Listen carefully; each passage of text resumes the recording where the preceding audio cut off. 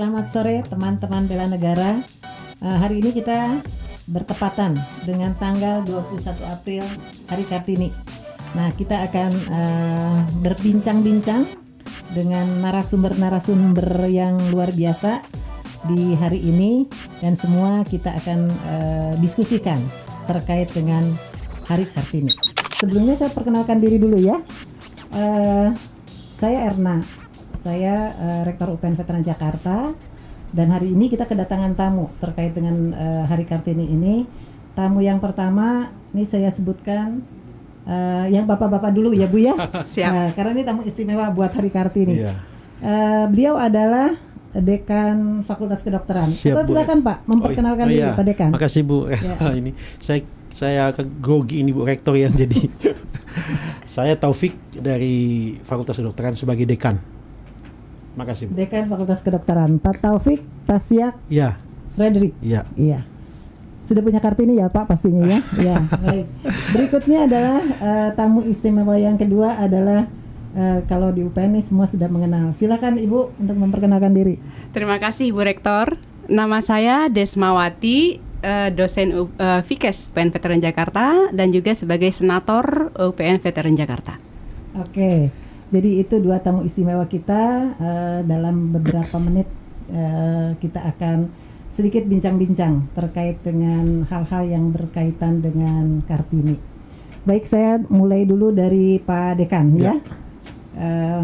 Karena Kartini lekat dengan ibu-ibu. Nah, sekarang kita ingin mengenal, kita ingin mengetahui bagaimana pandangan Pak Dekan ini terkait dengan Kartini. Nah, Pak Dekan ini adalah salah seorang yang keahliannya di bidang Pak Dekan bidang neuroscience ya.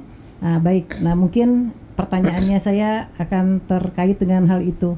Menurut Pak Dekan, apa sebetulnya peranan yang Pak Dekan rasakan secara signifikan ya untuk keberadaan Kartini? Ya. Silakan. Terima kasih Bu Rektor. Perempuan ini dalam sejarah umat manusia ini kan memainkan peranan kunci dalam sejarah, mulai dari sejak pertama kali datang di bumi ini. Pertama, perempuan itu melahirkan keturunan, dan tanpa melahirkan keturunan bumi ini tidak berlanjut dan tidak bergerak. Makanya ketika saya mendengar kata Kartini, maka yang saya rasakan pertama kali adalah bahwa perempuan itu membuat kehidupan itu punya konteks.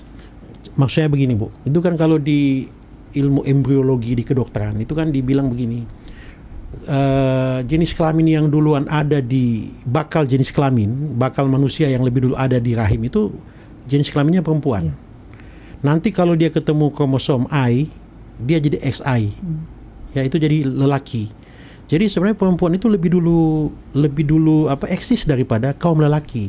Nah, peranan perempuan itu menentukan laki-laki ke depan. Sama dengan Kartini itu kehadirannya mempengaruhi seluruh kehidupan lelaki. Oleh karena itu, buat saya sih sebagai seorang dokter yang belajar ilmu anatomi, memang perspektif saya melihat Kartini ini mungkin sedikit lebih sempit ya dibandingkan orang yang melihat peranan dia sebagai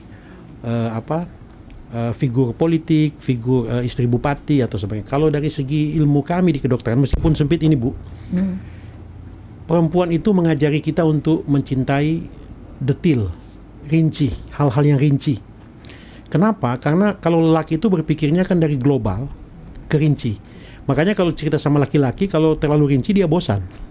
Sama dengan istri saya, kalau ceritanya tomat, bawang, bosan saya. Tapi kalau langsung dia bilang ikan, nah itu asik karena global dulu.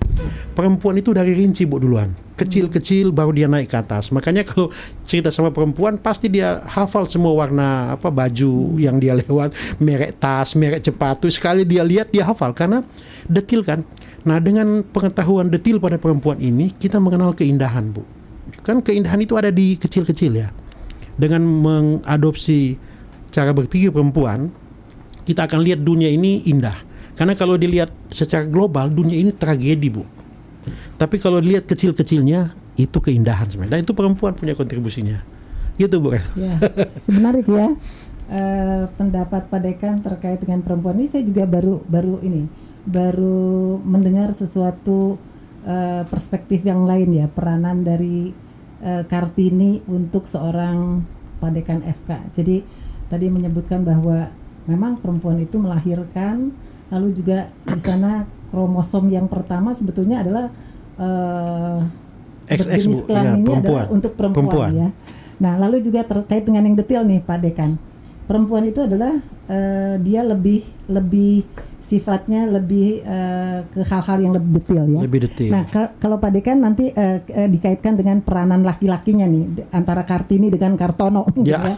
Nah, yang satu bersifat detail, yang satu sifatnya global. Nah, kira-kira nih menurut Pak Dekan, bukan karena saya sebagai rektor, tapi saya ingin mendengarkan kalau seorang pimpinan itu sebaiknya itu yang lebih detail atau lihatnya lebih global. Artinya saya tidak menjuruskan itu lebih baik pemimpin itu wanita atau laki-laki, tapi dari sisi perspektif yang tadi. Gimana menurut Pak Dekan? Kalau menurut saya yang disebut pemimpin itu kan bukan figur satu orang, tapi sebuah sinergi. Itu saya nangkap itu. Jadi Ibu Rektor memimpin kita di sini yang laki-laki, misalnya wakil rektor, itu sebenarnya satu kombinasi yang bagus itu Bu, karena sudah memadukan antara global dan detail. Ini makanya kan keputusan-keputusan itu bisa dilihat dari semua sisi. Kalau laki-laki kan kalau melihat keputusan itu yang dia pikir itu adalah globalnya seperti apa ini. Sehingga kadang-kala kalau rapat sama lelaki itu lupa Bu yang detail, tanggal dia lupa, nomor surat dia lupa, kata-kata dia lupa. Tapi yang akan menggenapi ini perempuan. Makanya Ibu sering-seringlah undang saya untuk rapat supaya bisa saling ini supaya saling just kidding Bu. saling melengkapi. Tapi Pak Dekan di FK itu juga di sana Pak Dekan ini ya bervariasi ya antara Pak Dekan lalu para wadeknya sepertinya ini ibu-ibu Kartini ya. Jadi saya kira nih formasi di khususnya di FK ini juga ideal sebetulnya ya kalau dari pandangan seperti itu. Nah, ini terakhir sebelum ke Ibu Desma. Kalau kita lihat ya Pak Dekan terkait dengan Kartini, kita kaitkan dengan keinginan cita-cita Kartini di masa lalu ya ketika dia melakukan perjuangan untuk berbagai hal. Nah, Pak Dekan melihat sekarang bagaimana sih perjuangan atau hasil dari perjuangan Kartini dikaitkan dengan kondisi Kartini pada saat ini. Tapi Kartini secara umum ya Pak Dekan ya. Ya, silakan Pak Dekan. Sebenarnya perjuangan Kartini itu dan juga perjuangan perempuan-perempuan sebelumnya itu mendapat konteks yang luar biasa itu sejak abad 17. Waktu itu ketika perempuan-perempuan yang dulu dianggap sebagai yang hanya berurusan dengan sumur, dapur, dan kasur itu kemudian muncul sebagai ilmuwan. Kalau di Indonesia itu kan Malahayati misalnya ya yang di Sumatera, ataupun pejuang-pejuang di Sulawesi Utara misalnya Walanda Maramis. Sejak abad 17 kan kita sudah mulai.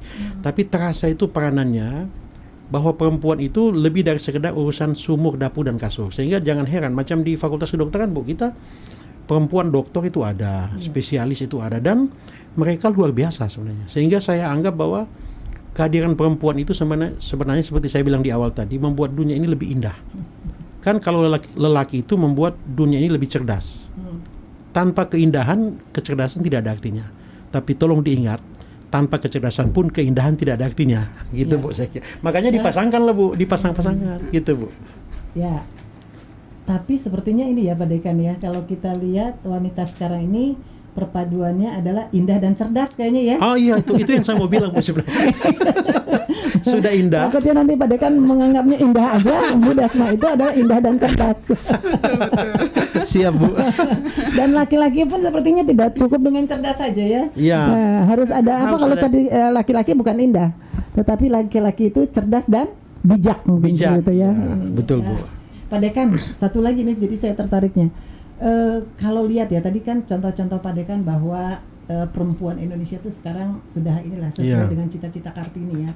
Nah tapi Pak Dekan melihat nggak di Indonesia itu proporsinya ya, proporsi wanita yang tadi yang seperti yang disebutkan oleh Pak Dekan, apakah itu sudah mewakili dengan apa yang selama ini menjadi ganjalan Kartini gitu. Jadi secara umum wanita di Indonesia kita kan bisa melihat ya banyak wanita-wanita juga yang masih jauh dari cita-cita Iya. Kartini ini. Gimana Iya. menurut pendapat Pak Dekan? Untuk Indonesia saya kira Bu relatif cukup baik kita, karena kan di macam ibu sebagai rektor, ada yang jenderal, ada yang kepala rumah sakit, bahkan ada yang menjadi politisi yang luar biasa, ada yang menteri. Jadi untuk Indonesia sebenarnya akomodatif, kita sudah memberi ruang pada perempuan dengan peranan yang sangat luar biasa.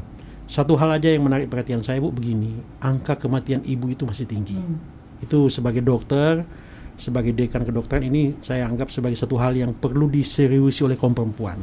Angka kematian ibu masih tinggi, dan ada kalanya ibu hamil itu mungkin kekurangan makanan, kekurangan zat-zat yang penting bagi bayi. Ini barangkali yang harus disertai ketika kita menapaktilasi Kartini, mungkin salah satunya ini. Kita melihat angka kematian ibu yang masih tinggi, perempuan di tempat-tempat tertentu itu kan masih belum dihormati sebagaimana adanya. Tapi secara umum kita sudah cukup baik sebenarnya. Iya. Itu. Iya, baik ya. Jadi memang kita melihat bahwa apa yang dicita-citakan Kartini, kesempatan untuk wanita Sudah terbuka. Sudah Bu. saya kira tidak terbatas sepanjang mahasiswa wanita itu memanfaatkan dan juga mendapat support ya. Iya. Bahkan di kesehatan mungkin ya, nanti kita bicara terkait dengan wanita tadi, Hamil itu bagian ya. saya, hamil. kandungan. Bagiannya wanita ya. Nah, tapi sudah ada kepedulian Iya. dari Pak Dekan terkait dengan menyoroti Suami siaga. terkait dengan wanita.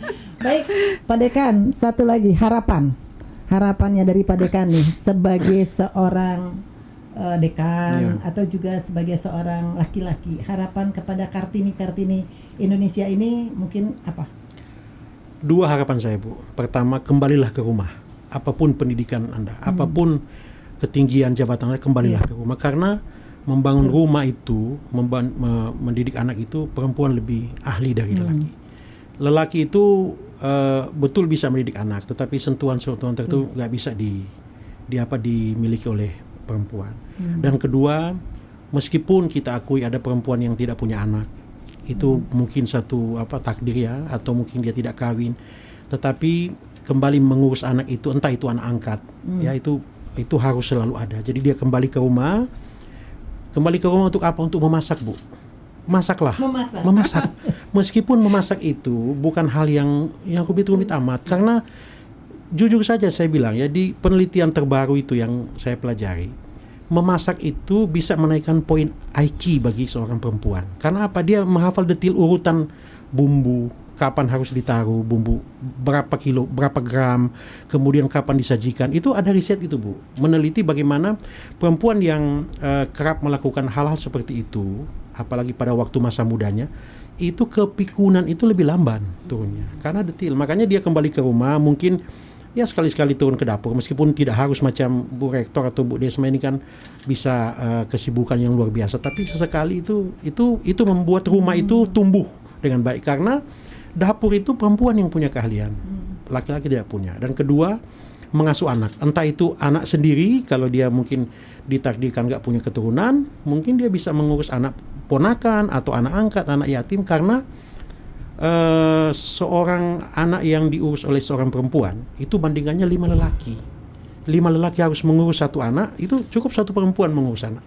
Karena dia bisa memukul, bisa mengangkat, bisa menendang, bisa memeluk dengan hangat. Laki-laki nggak bisa memeluk dengan hangat.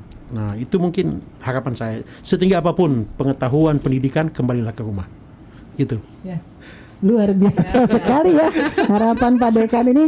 Tapi bukan curhat ya Pak? Enggak Bu. Oh, istri saya itu kembali ke rumah.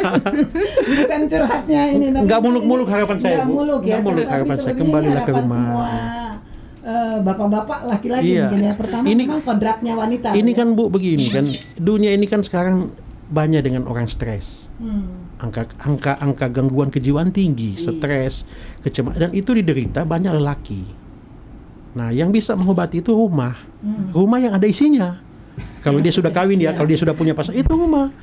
Dia stres dimanapun, begitu kembali, bayangkan aja dia lelah, dia sudah berkeringat, sudah berdarah-darah. Kalau istrinya sambut di depan rumah dengan segelas air, hilang tuh semua Bu. Itu kekuatan yang laki-laki nggak punya itu. Gitu. Itu makanya harapan saya nggak banyak, nggak muluk Bu, tapi menyentuh ya. Pertama, baik untuk menutup pembicaraan dengan Pak Dekan. ada dua hal yang harapan Pak Dekan. Mudah-mudahan ini juga mewakili ya, mewakili ini. Yang pertama adalah wanita kembalilah ke rumah. Setelah berkarya di luar, kembali ke rumah. Kedua, mengasuh anak. Meskipun bukan anak kandung. Meskipun bukan anak kandung ya, mengasuh anak, membimbing. Karena mungkin kodratnya wanita adalah membimbing anak ya. Jadi dua harapan ini sepertinya tidak berlebihan ya. Ini merupakan kodrat kita sebagai wanita. Maka Bu Desma, sebagaimanapun sibuknya Ibu sebagai dosen, sebagai senator, kembalilah di rumah dan mengasuh anak. Selamat, terima kasih Pak Dekan. Mudah-mudahan mohon maaf ya. Nanti kita akan dengarkan juga harapan Kartini kepada Bapak-bapak ya. Para Kartini itu harapannya apa? Baik, terima kasih Pak Dekan. Sampai ketemu lagi di Kartini tahun depan ya. Insyaallah. Terima kasih Bu Desma. Siap, Bu Rektor. Menurut Bu Desma ini, Bu Desma itu adalah ada di kampus bela negara gitu ya, sebagai dosen, sebagai anggota senat. Nah, kira-kira menurut Bu Desma apa sih peranan yang bisa Ibu berikan sebagai Kartini kepada bukan kepada kampus bela negara tetapi kepada negara? Apa yang bisa diberikan? Baik, Bu Rektor, terima kasih banyak ya. Suatu pertanyaan yang luar biasa ya di hari Kartini ini. Bicara negara tetap bicara negara ya kan.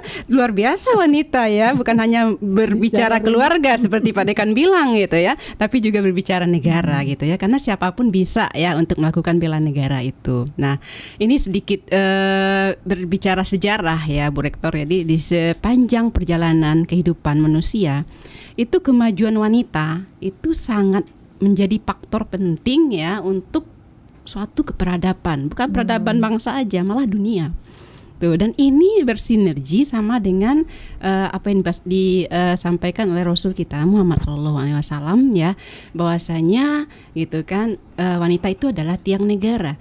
Jika wanita itu kuatlah negaranya gitu kan. Dan sebaliknya, jika wanitanya ya tidak bagus, ya akan hancurlah negaranya. Nah, itu Nabi kita sendiri ya, Muhammad SAW gitu kan. Nah, itu sangat bersinergi sekali.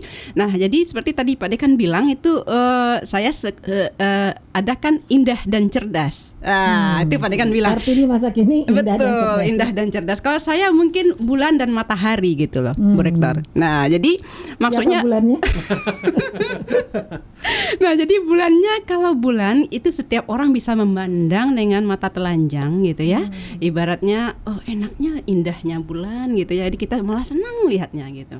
Siapapun bisa melihat ya, tanpa mungkin ibaratnya ya, dengan memakai apapun gitu ya, dengan alat-alat pembantu lainnya.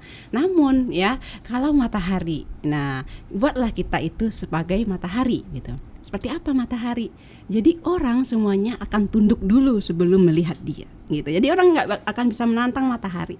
Jadi dia melihat tunduk gitu. Jadi dia nggak melihat orangnya, tapi tunduk dengan kewibawaan yang dia punya, komitmen yang dia punya, sikap yang dia punya gitu ya, keindahan yang ada tadi yang dibilang Pak Dekan, keindahan yang ada di dirinya gitu kan, membuat orang lain tunduk gitu. Nah, jadi bukan enak dilihat oleh siapapun gitu kan. Nah, tapi orang tunduk sebelum melihat. Nggak bisa gitu kan, tapi orang tunduk melihat wanita gitu. Jadi seperti matahari. Jadi seperti itu. Jadi bulan dan matahari, Bu Rektor. Jadi indah dan cerdas gitu. Itu Bu Rektor. Ini ya, kalau tadi indah dan cerdas, Ibu bilang bulan dan matahari. Ketika Ibu memposisikan bahwa wanita itu harus membuat dirinya bisa tidak hanya indah dilihat, gini ya, seperti itu ya. Betul. Tetapi juga harus ada hal yang mendorong siapapun untuk bisa memberikan menghormati. Nah, karena kalau menghormati itu tidak boleh disuruh ya. Betul. Menghormati itu muncul dari dirinya sendiri ya. Nah, baik dia Bu. Sendiri. Jadi kalau tadi dikaitkan dengan Kartini itu adalah tiang negara. Tiang negara itu berarti luar biasa ya. Betul. Kalau tiangnya enggak kokoh, maka sendi-sendi negaranya jadi ini ya, jadi rapuh gitu ya. Nah, luar biasa. Setuju Pak Dekan sebagai tiang negara? Setuju. Nah, menurut Ibu ya, kalau kita itu adalah posisinya sebagai tiang negara, sebetulnya apa yang harus dipersiapkan oleh seorang wanita sebelum, mungkin bukan hanya negara ya, Tapi kalau tadi lihat Pak Dekan bahwa peranan seorang wanita itu di keluarga pun itu cukup sangat strategis, artinya menjadi tiang keluarga juga ya, di mana kita mendidik, kemudian seperti itu juga menghidupkan. Tadi kan dengan detil-detil kita katanya menghidupkan keindahan di keluarga. Nah, kira-kira menurut Ibu itu apa yang harus kita siapkan kepada anak-anak di masa depannya gitu ya, untuk bisa menjadi wanita-wanita itu menjadi tiang keluarga, tiang negara. Baik, Bu Dekan. Jadi Bu Dektor ya. Jadi saya Nggak ini apa-apa, Bu. kebetulan maaf Bu Dektor. Ini mah Bu Erna aja di sini. Karena dulu jadi dekan, sekarang rektor. Beliau luar biasa Pak Dekan. Ibu rumah Ya, tangga. beliau dari ini udah konsistennya mantap deh ya. Jadi Tapi jangan sampai lupa pulang ke rumah gitu ya. Oke, jangan lupa pulang ke rumah, betul. Nah, jadi Bu, sepertinya apa namanya nih, perempuan ini adalah kalau saya bilang ya Bu ya, harus bisa membuat sikapnya gitu, karena dia itu bersikap pasti sesuai dengan dirinya sendiri. Jadi kalau orang menghargai dia itu pasti berawal dari sikapnya dia. Jadi seperti kata istilah asing nih ya Bu ya, gitu kan you teach people gitu ya kan, how you treat you gitu. Jadi bagaimana orang melihat kamu ya. Nah, itu tergantung bagaimana kamu ya untuk menghargai dirimu sendiri gitu. Nah, jadi kalau kita wanita, kalau kita pingin gitu ya untuk dihargai gitu ya, yang seperti tadi, seperti matahari orang tunduk gitu ya. Nah, jadi buatlah sikap yang bagus gitu. Nah, sikap yang bagusnya seperti apa? Yaitu seperti apa tadi contohnya ya, kita berkomitmen gitu ya, konsisten melakukan sesuatu gitu. Nah, jadi kita lihatkan gitu ya, sehingga kita orang lain percaya siapa kita. Kemudian juga selain itu tanggung jawab tadi Pak Dekan bilang, tanggung jawab sama keluarga gitu kan. Kemudian juga pekerjaan ya bagi yang berkarir gitu. Nah, itu kita akan imbangkan waktu kita. Jadi antara kerjaan, rumah tangga ya itu semuanya jalan gitu ya, balance gitu ya. Nah, jadi sikap-sikap itu kita buat dari kita diri sendiri gitu. Sehingga nanti apa yang kita lakukan itu membuat orang lain menghargai kita gitu. Jadi tergantung kitanya, Bu. Nah, jadi ini mungkin untuk Kartini-Kartini sekarang nih yang di Indonesia gitu ya, yang mungkin perlu dari awal, apalagi ini milenial ya, mungkin harus kita treat gitu ya mereka gitu ya, yang notabene masih anak muda, darah muda gitu ya, calon pemimpin bangsa nih dari UPN Jakarta ya Bu. Nah, jadi nanti supaya mereka ini betul-betul menyiapkan diri dia sebagai calon ibu. Kebetulan saya spesialisnya kandungan Bu. Nah, jadi memang tadi yang disebut ibu hamil ya, banyaknya kematian ibu hamil sama Pak Dekan tuh saya langsung matanya langsung berbinar Pak. Ya, karena kalau mendengar ibu hamil gitu ya Bu ya, atau ibu-ibu yang meninggal karena melahirkan, itu rasanya tanggung jawab saya gitu kan. Nah, kok bisa gitu ya. Nah, jadi padahal itu bisa dicegah Bu. Nah, dicegah seperti apa gitu ya, dengan pengetahuan mereka. Di mereka sebelum hamil gitu ya kan, seperti kita menanam cabai mungkin atau tanaman lain, kita gemburkan dulu tanahnya. Nah, jadi calon pengantin ini, catin ini kita sehatkan dulu gitu kan. Nah, jadi tidak anemia gitu ya. Kebanyakan mereka remaja putri itu kan anemia. Iya, kurang darah gitu kan, karena mungkin makanannya ya yang kurang alami atau kurang bergizi, kayak junk food, fast food ya Bu ya, itu kan mereka suka gitu kan. Nah, kemudian juga yang bersoda-soda gitu ya. Nah, enak di mulut ya Bu.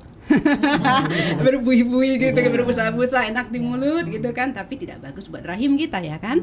Nah, jadi itu mungkin perlu kita cerdaskan. Seperti kata Pak Dekan tadi, bukan indah saja, kita cerdaskan juga nih remaja putri kita gitu. Nah, jadi mereka kita siapkan, nah sehingga nanti kalau sudah nikah, jadi itu rahim sudah sehat gitu kan. Jadi enak, sperma pun datang sudah enak gitu kan, akan nanti menumbuhkan bakal janin yang sehat. Nah, kemudian saat hamil pun juga begitu, dikasih nutrisi betul-betul yang bergizi gitu ya, sesuai dengan kebutuhan ibu hamil, sehingga tidak terjadi stunting. Karena kemarin juga ya hasil penelitian di antara yang terbaru sama juga yang kebetulan saya buat ini buku yang saat Bu Rektor ulang tahun kemarin ya launching, yaitu mencegah stunting sejak kehamilan. Nah, jadi itu salah satunya itu Bu Rektor. Jadi dalam hamil itu ya nutrisinya gitu ya diperhatikan. Jadi karena nanti di antara faktor penyebab stunting nanti anaknya bayinya lahir ya saat hamil ini gitu. Nah, kemudian selain itu juga mungkin mumpung ada bapak-bapak nih, Bu. Ya, jadi kita butuh support ya kan. Iya, Nah, iya. untuk yang gizi kan juga walaupun nggak Supportnya semua. apa Bu dari bapak-bapak untuk yang tadi terkait dengan masalah-masalah wanita ya Iya. yang bermasalah di dalam kehamilan, apa tuh support dari Ya, itu suami siaga kali ya Bu ya. Jadi betul-betul suami yang siap gitu ya mendampingi istri gitu ya, bukan berarti fisik 24 jam dampingin enggak ya. Tapi secara psikologisnya ya support sistemnya dari suami gitu ya. Kemudian juga finansialnya tadi mungkin ya untuk makan yang bergizi nggak mesti mewah juga, nggak mesti ini juga yang bergizi gitu ya. Yang penting cara ngolahnya. Ya kayak bayam itu kan murah gitu kan, tapi kalau ibunya nggak tahu cara ngolahnya nanti ya dimakan kayak sampah gitu kan. Nanti udah dimasak udah lebih 4 jam masih aja dimakan, itu sama aja nggak ada gizinya ya kan. Nah jadi ada bapaknya lah, tapi sekali lagi mungkin ya Pak Dekan, nah jadi ada kata pepatah tuh saya yang kurang suka Pak Dekan. Nah apa gitu diantaranya pasti dibalik seorang laki-laki gitu ya yang hebat itu kan katanya dibalik kan dia, tapi di belakang kan Pak Dekan. Nah ada wanita ya, ada wanita hebat di belakangnya. Saya nggak setuju Pak Dekan. Pinginnya di samping, di samping atau di sisinya gitu loh Bu Rektor, ya kan? Nah Tapi sebenarnya Bu, di belakang itu pas sekali. Laki-laki itu kan rapuh. Laki-laki itu makhluk rapuh Bu. Kalau istrinya meninggal, dia kawin lagi. iya. Orang menganggap ini kebutuhan seksual, Iya. kan begitu. Padahal enggak. Laki-laki itu rapuh, dia butuh orang untuk ngeloni dia sebagai melayani, menyiapkan air minum, membersihkan bajunya. Sebenarnya itu bukan kebutuhan seksual, karena kalau seksual itu kan bertambahnya umur orang berkurang. Orang sering salah paham. Itu laki-laki itu rapuh, makanya kalau perempuan di belakang itu dia bertahan sampai dia menahan lelaki itu untuk terus maju gitu. Itu maksudnya. Tapi satu hal yang saya mau bilang Bu, penutup ini, sebenarnya kalau seorang anak meninggalkan rumah, kita punya anak kan, yang paling menderita itu bapaknya. Cuma bapaknya pintar menyembunyikan, dia nggak tunjukkan. Tapi kalau dilihat begitu anak perempuannya kawin, anak lakinya kawin, dia menangis itu luar biasa, cuma nggak pernah nampak. Iya. Itu membuktikan bahwa ibu-ibu tidak adil juga selama ini, karena menganggap bahwa ibu-ibu yang paling berperan, ibu-ibu yang sedih kalau anak-anak itu pergi. Padahal enggak seperti itu. Cuma tidak ditampakkan. Itu menunjukkan kekuatan. Jadi kasarnya memang pasangan itu Bu, harus dipasangkan. Laki dan perempuan itu harus dipasangkan supaya memang hidup itu bagus. Cuman mungkin ada yang ditakdirkan untuk sendiri, yaitu di luar kuasa kita. Tapi kalau memungkinkan dipasangkan, kita pasangkan supaya kekuatan laki perempuan itu betul-betul tampil gitu. Jadi Luar biasa. tadi filosofinya di depan dan di samping sepertinya sama-sama ya punya maknanya, sepertinya sama-sama semuanya saling melengkapi. Saling melengkapi Kan Bu, ya. saling Jadi backup. wanita sukses ya mungkin di sana juga ada support. Tidak perlu mungkin tidak dipersepsikan Tapi harus begini suami Bu, saja ya. sebelum menutup ya. Ini ada yang menarik. Pengalaman lapangan saya punya pasien. Kalau perempuan itu dapat puncak prestasi, pendidikan, gelar, jabatan, profit, dia nggak butuh lelaki. Dia naik sendiri. Kalau laki-laki, dia naik puncak, dia butuh lebih banyak perempuan. Lebih banyak perempuan. Coba diperhatikan. Makanya begitu seseorang mendapat jabatan tinggi, itu dia kan poligami, dia kawin diam, dia punya piaraan. Coba diperhatikan itu. Itu kasusnya banyak. Perempuan nggak. Begitu dia nampak puncak, dia nggak perlu laki-laki. Nah, ini menarik ini. Udah mau tutup tapi jadi poin menarik ya, karena berkaitan Ini tidak disiarkan hanya untuk. Jadi barangkali ini menariknya gini ya Bu Desma. Iya. Artinya ketika laki-laki itu memposisikan, jadi diskusi Kartini dan Kartono ini ya, laki-laki itu memposisikan bahwa dirinya rapuh, dirinya tidak bisa hidup tanpa wanita, seperti itu pembenaran ya untuk Sebenarnya tidak Bu, sebenarnya jadi itu fakta itu dulu. ya, tapi sebetulnya mungkin rapuh itu dalam konteksnya ya mereka pun bisa hidup sendiri. mampu ya, tetapi dengan adanya wanita mungkin bisa saling melengkapi. Dilayani kan, Bu. ya. Dilayani dan melayani. Pak Dekan, mungkin nih Bu Desma menarik. Pak Dekan ini tadi kebutuhan terkait dengan Kartini ya. Kartini dalam sisi keluarga mungkin kalau ini ya. Dalam perspektif untuk keluarga.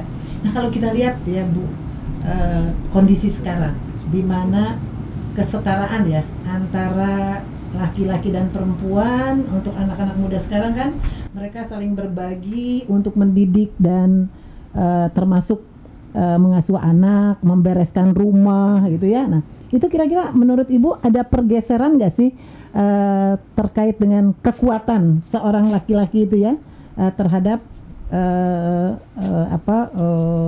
pendamping? Kalau tadi Ibu menginginkan sebagai pendamping perempuan, itu ada pergeseran paradigma nggak untuk anak-anak laki-laki sekarang? Oke, baik, sebenarnya kembali ke ajaran gitu ya, ke ajaran Islam mungkin ya Pak Dekan ya. Sebenarnya intinya Bu, yang masak gitu ya, yang nyuci itu harusnya kerjaan laki-laki Bu sebenarnya Bu. Ya? Iya, iya. Kalau saya masak, Bu. Ya, Atau masak. keren. Iya, saya betul. Karena anak kos waktu sekolah dulu, anak kos. Itu sebenarnya istri itu hanya tinggal duduk Ibu ya. Duduk manis melayani suami gitu ya. Nah, kemudian pasti mendidik anak karena dia adalah madrasah pertama ya di dalam keluarga gitu ya. Makanya kembali tadi kata Pak Dekan, kembalilah ke rumah. Memang betul itu ya. Jangan sampai anak kita dididik oleh orang lain gitu ya. Nah, karena kembali lagi benih itu sebenarnya turunnya dari ibu Bu. Jadi kalau orang tanya anaknya cerdas, anaknya ini, anaknya berhasil, sukses, siapa ibunya? Ibunya yang ditanya gitu ya kan. Kalau anak gagal yang ditanya siapa bapaknya? Siapa anak siapa ini? Bapaknya siapa ini? Bapaknya siapa ini? Nggak fair ini. Nggak fair. Merasa tidak adil.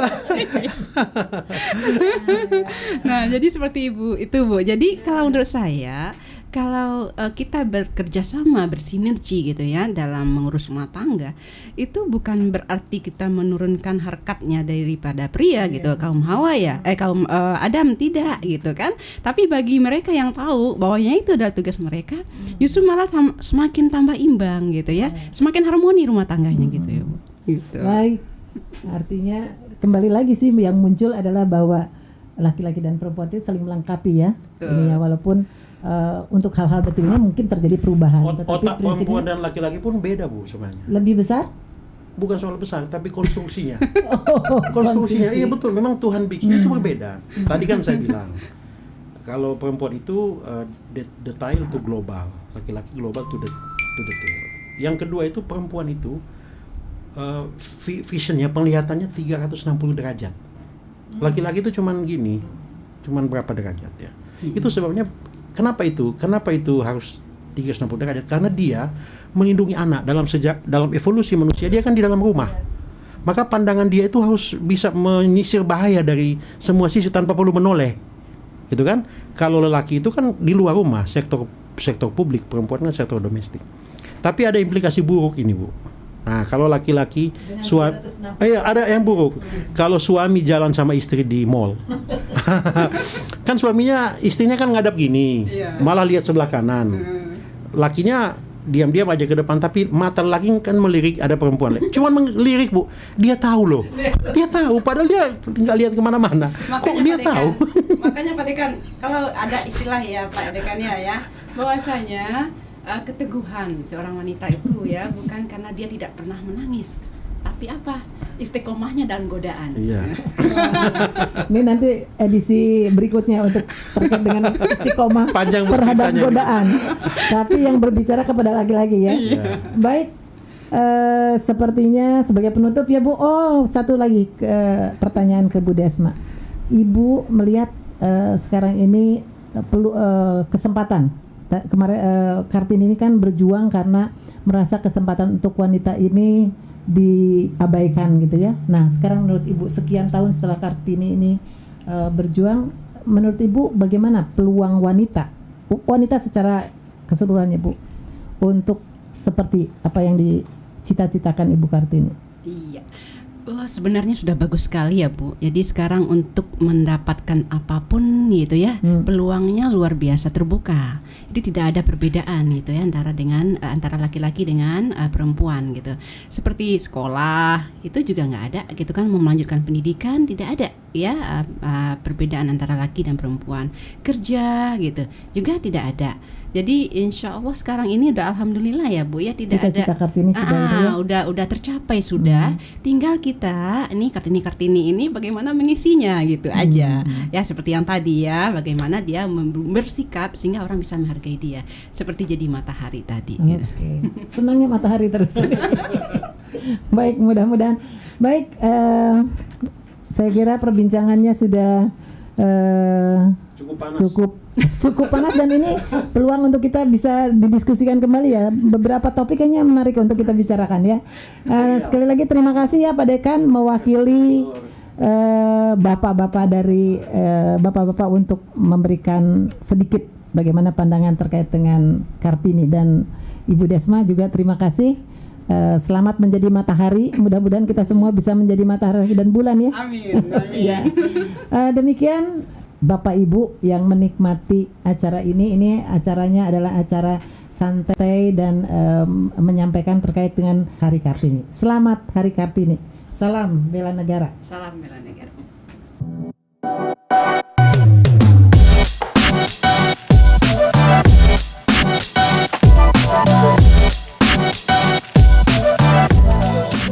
Oke, selamat siang teman-teman bela negara. Kita kembali bertemu dengan dua teman diskusi, teman ngobrol yang luar biasa. Ini berkaitan dengan hari ini tanggal 21 April Hari Kartini. Nah, topiknya kita akan mendengarkan bagaimana pendapat dari kedua narasumber ini terkait dengan bagaimana dan akan seperti apa Kartini di masa yang akan datang. Yang akan saya perkenalkan yang pertama, ini saya mulai dari, silakan Bapak untuk memperkenalkan. Ini udah kenal semua, silakan. Terima kasih. Nama saya Dudi Heriadi. Saya di UPN Veteran Jakarta. Kebetulan dipercaya sebagai dekan pada FISIP, Fakultas Ilmu Sosial dan Ilmu Politik. Saya dalam rangka Hari Kartini ini ingin turut bergembira dan mengucapkan selamat Hari Kartini kepada seluruh Sri Kandi di Indonesia. Terima kasih Pak Dudi Dekan FISIP. Nanti kita akan dengarkan apa pendapat-pendapat dari Pak Dudi ya terkait dengan Kartini. Nah, sebelah saya ini luar biasa juga, ini Kartini masa kini. Ibu masuk Kartini masa kini atau milenial atau Gen Z? Nah, ini adalah, silakan Ibu memperkenalkan. Halo teman-teman bela negara, saya Ayu, saya Ketua Lembaga Penelitian dan Pengabdian kepada Masyarakat di UPN Veteran Jakarta, tapi juga dosen di Fakultasnya Pak Dudi kebetulan. Jadi senang sekali bisa dipertemukan oleh Ibu supaya nggak tahu nih arahnya kemana nih, nanti ditanya sama Ibu nih. Tapi ya sama seperti Pak Dudi, saya juga mengucapkan selamat Hari Kartini. Mudah-mudahan semangatnya bisa menginspirasi kita semua. Oke, terima kasih Bu Ayu. Selamat Kartini untuk semua para wanita dimanapun Anda berada. Bu Ayu ini adalah seorang dosen dari Fakultas Ilmu Sosial dan Ilmu Politik. Di sana ada jurusannya apa Pak? Program studinya Komunikasi Hubungan Internasional, dan Bu Ayu ini ada di Ilmu Sosial dan Politik. Jadi menarik, nanti kita akan dengarkan ada Kartini di UPN Veteran Jakarta yang beliau ini adalah pakarnya di sosial dan politik, sesuatu yang menarik untuk profesi dari Kartini saat ini. Baik, untuk memulai diskusi saya mulai dulu kembali ke kesempatannya ke Pak Dudi ya. Karena ini tamu istimewa kalau untuk Hari Kartini ya. Pak Dudi, jadi 21 April ini sudah menjadi sejarah kita ya. Ini adalah memperingati perjuangan salah satu wanita Indonesia terkait dengan cita-citanya beliau ya, dengan melihat kondisi pada saat itu di mana wanita ini belum memiliki kesempatan untuk berbagai hal, khususnya sepertinya pendidikan dan perlakuan mungkin ya ketika itu Ibu Kartini memperjuangkan. Nah, menurut Pak Dudi, perjuangan Kartini saat ini setelah sekian puluh tahun ya beliau berjuang, dan ini sekarang hasilnya pada saat ini, bagaimana menurut Pak Dudi? Apakah perjuangan Kartini ini sudah tercapai atau belum, Pak? Secara keseluruhan ya? Iya. Kalau yang saya baca, Bu, Kartini ini kan memperjuangkan persamaan derajat antara laki-laki dan perempuan. Jadi tidak berarti bahwa perempuan itu hanya mengurusi rumah tangga begitu. Perempuan pun harus memiliki kesempatan yang sama untuk berkembang dengan laki-laki. Dan saya lihat kalau sampai hari ini paling tidak secara sosial dan khususnya di kota-kota besar, Bu ya, sudah mulai terlihat bahwa misalnya jumlah mahasiswi dengan mahasiswa di kampus itu bahkan cenderung sekarang lebih banyak mahasiswi gitu ya. Kemudian juga di dalam pekerjaan pun demikian. Hari ini kita punya seorang ketua parlemen yang wanita. Indonesia pernah punya wakil presiden wanita juga. Kalau menteri sudah banyak. Artinya di bidang pendidikan, di bidang pekerjaan, bahkan kita tahu Pertamina, perusahaan yang dalam benak sebagian orang makanya itu adalah pekerjaan laki-laki, Bu. Pernah mempunyai seorang direktur utama seorang wanita. Jadi artinya saya pikir masyarakat kita sudah menerima bahwa wanita mempunyai kesempatan yang sama dengan laki-laki. Ya, terima kasih kita atas penyampaian dari Pak Dudi. Jadi kalau seperti itu artinya cita-cita Kartini sebetulnya paling tidak sudah tercapai ya Pak ya. Di mana sekarang para perempuan sudah memiliki kesempatan yang sama dengan laki-laki. Nah, menurut Bapak, ketika perempuan itu memiliki kesempatan yang sama, tadi bahkan Bapak menyampaikan ya, Pak Dudi menyampaikan, betul ya, memang ketika kita melihat jumlah mahasiswa pun proporsi wanitanya itu lebih banyak ya, bahkan ada yang sama sekali sangat jauh gitu proporsi antara mahasiswa dan mahasiswi. Dan menurut Pak Dudi, kira-kira ini merupakan sesuatu hal yang memang tracknya seperti itu, atau untuk apakah ada masalah nggak dengan kondisi seperti itu? Saya pikir kalau kita menganut pendapat seperti di Barat, Bu, di mana kalau Barat kan betul-betul mereka sama ya. Yeah. Nah, kalau di kita kan bagaimanapun ini dalam transisi, dalam arti perempuan itu juga diberi kesempatan untuk berkarir yang sama dengan wanita, tapi ketika di rumah perempuan itu memiliki posisi yang hampir tidak bisa digantikan oleh laki-laki. Seperti misalnya ketika menghadapi anak-anak, begitu ya. Nah, ini saya pikir yang posisinya berat untuk wanita Indonesia, lebih berat ya. Karena apa? Dengan semakin banyaknya wanita-wanita yang menduduki posisi di perguruan tinggi, sekolah, mungkin suatu saat lulusan perguruan tinggi kebanyakan wanita, Bu. Kebanyakan wanita, dan pada gilirannya lapangan pekerjaan pun nanti akan banyak dikuasai oleh wanita-wanita. Yang keluar rumah wanita nanti. Iya, wanita. Nah, saya agak khawatir dengan apakah sudah siap bapak-bapaknya, Bu? Kalau saya lihat di film banyak ya, film yang bapak-bapak mau ngurus anak di rumah gitu. Nah, kalau di Indonesia saya pikir jarang bapak-bapak yang mau menggantikan peran istrinya gitu ini. Itu barangkali akan ya kita harus memberi kesadaran terutama kepada kaum laki-laki harus siap untuk bersaing gitu. Karena perempuan sekarang memiliki kesempatan yang sama, dan secara faktual tadi paling tidak di beberapa kampus khususnya di di UPN saya lihat gitu ya, ya wanita lebih banyak yang masuk daripada laki-laki. Iya. Demikian. Iya ya. Jadi dengan kondisi mahasiswi ini porsinya lebih besar nih mahasiswa, Iya. maka sudah bisa diprediksikan ke depan seperti apa ya Iya. yang memegang peranan, dan itu tentunya tadi ya kekhawatiran Pak Dudi juga ada perubahan peran, Iya. perubahan peran laki-laki Iya. dan perubahan peran wanita, dan kondisi seperti itu akan mempersiapkan wanita menjadi punya ini lebih besar ya. Iya. Tanggung jawab atau beban, kalau bisa dianggap beban, Iya. beban yang lebih besar. Nah, menurut Pak Dudi, ini pertanyaan pribadi aja, ini pertanyaan pribadi. Iya. Kalau Pak Dudi memberikan sepenuhnya kebebasan untuk ibu, misalkan berkarir di luar, tapi tetap juga ada beban yang tadi bukan tugas di dalam keluarga. Ini bagaimana Pak? Sebagai ini aja, sebagai perwakilan generasi apa Pak Dudi, generasi apa, milenial ya, atau Generasi kolonial. Karena ini kalau kita bicara yang Gen Z ini sudah milenial, sudah agak beda nih peran Milenial pada antara masanya, bidang keluarga, Bu. ya, milenial pada masanya. Nah, kira-kira Pak Dudi sih gimana tuh ininya?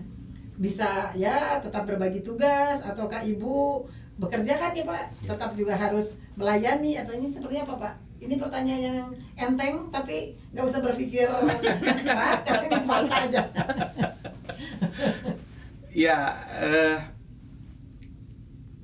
kalau saya kebetulan istri saya nggak kerja, Bu. Ya. Istri saya nggak kerja, jadi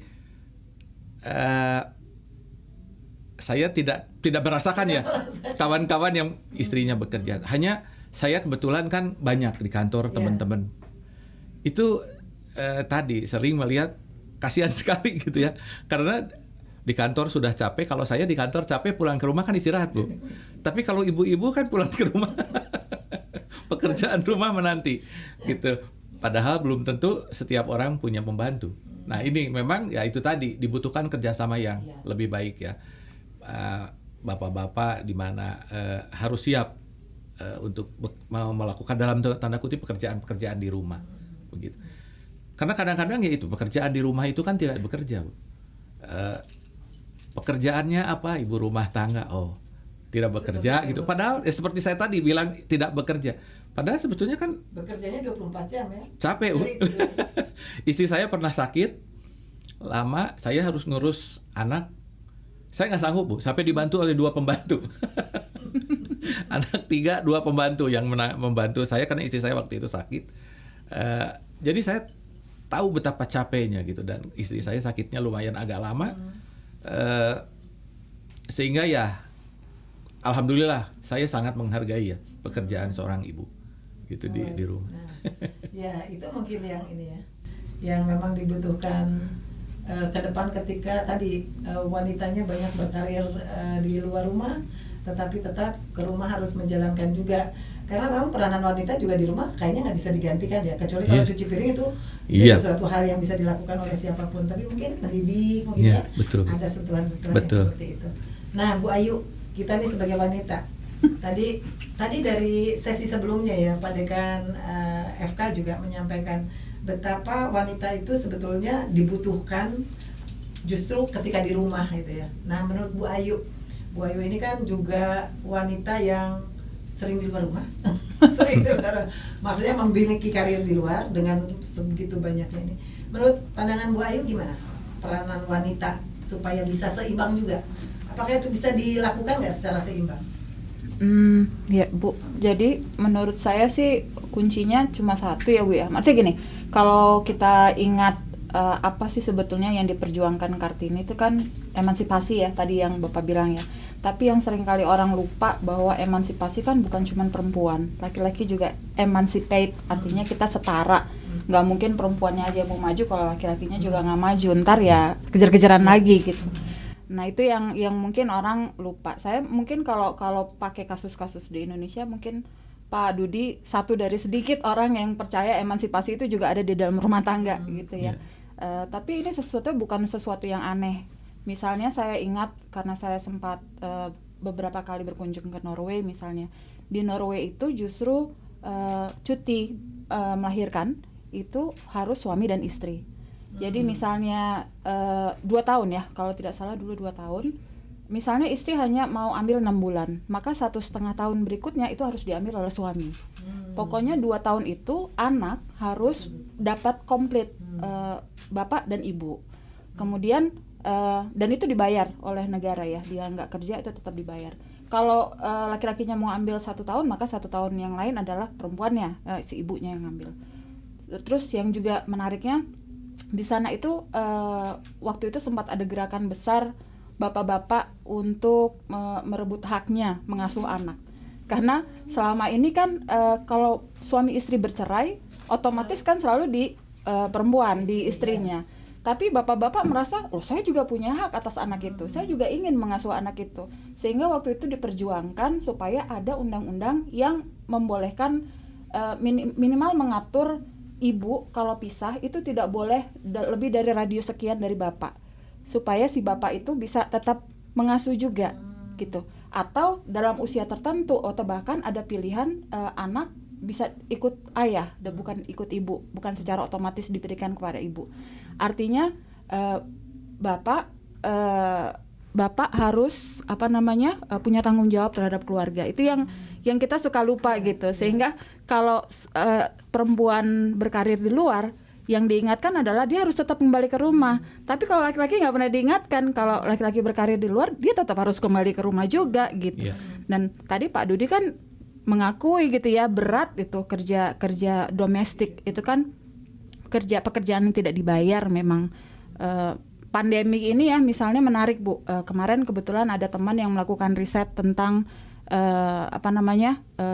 ibu-ibu atau perempuan-perempuan yang bekerja di e-commerce itu loh, toko online, beberapa itu ya toko-toko online, nanti live segala macam.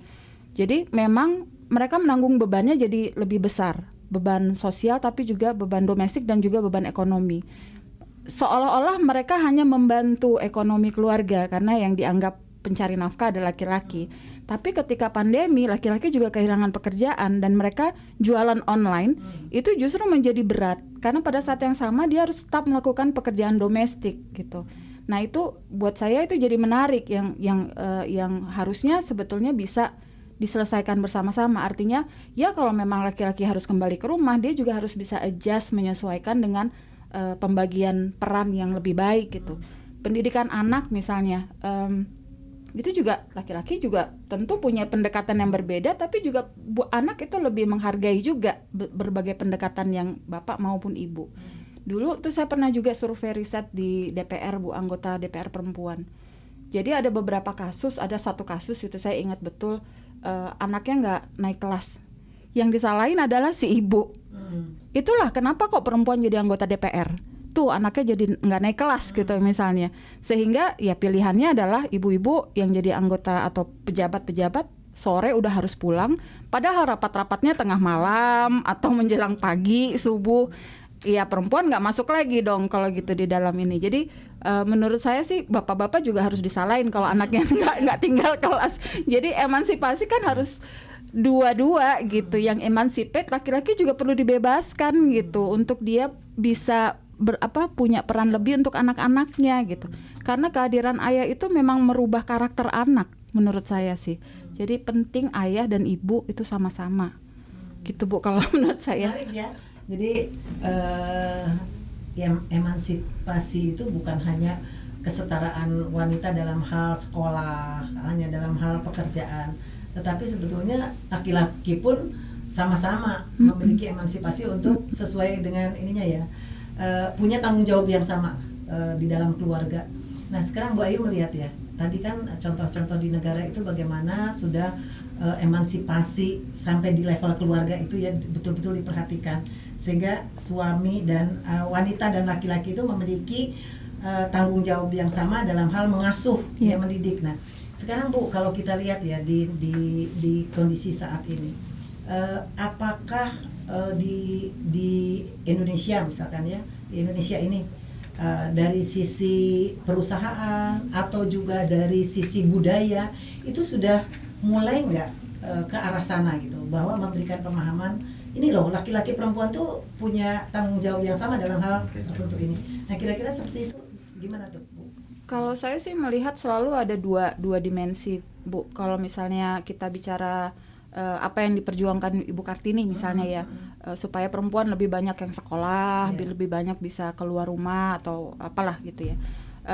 Mungkin kita itu bicara soal akses. Tadi yang seperti Pak Dudi bilang, memang sekarang secara akses terutama di perkotaan udah mulai terbuka gitu. Tapi justru saya sebetulnya agak tertarik, kemudian agak tergelitik untuk mempertanyakan kalau memang aksesnya udah terbuka, kenapa secara hasil bedanya bisa jauh. Misalnya ada, kalau perempuan semua bisa masuk ke politik, kenapa hanya ada 20% perempuan di parlemen?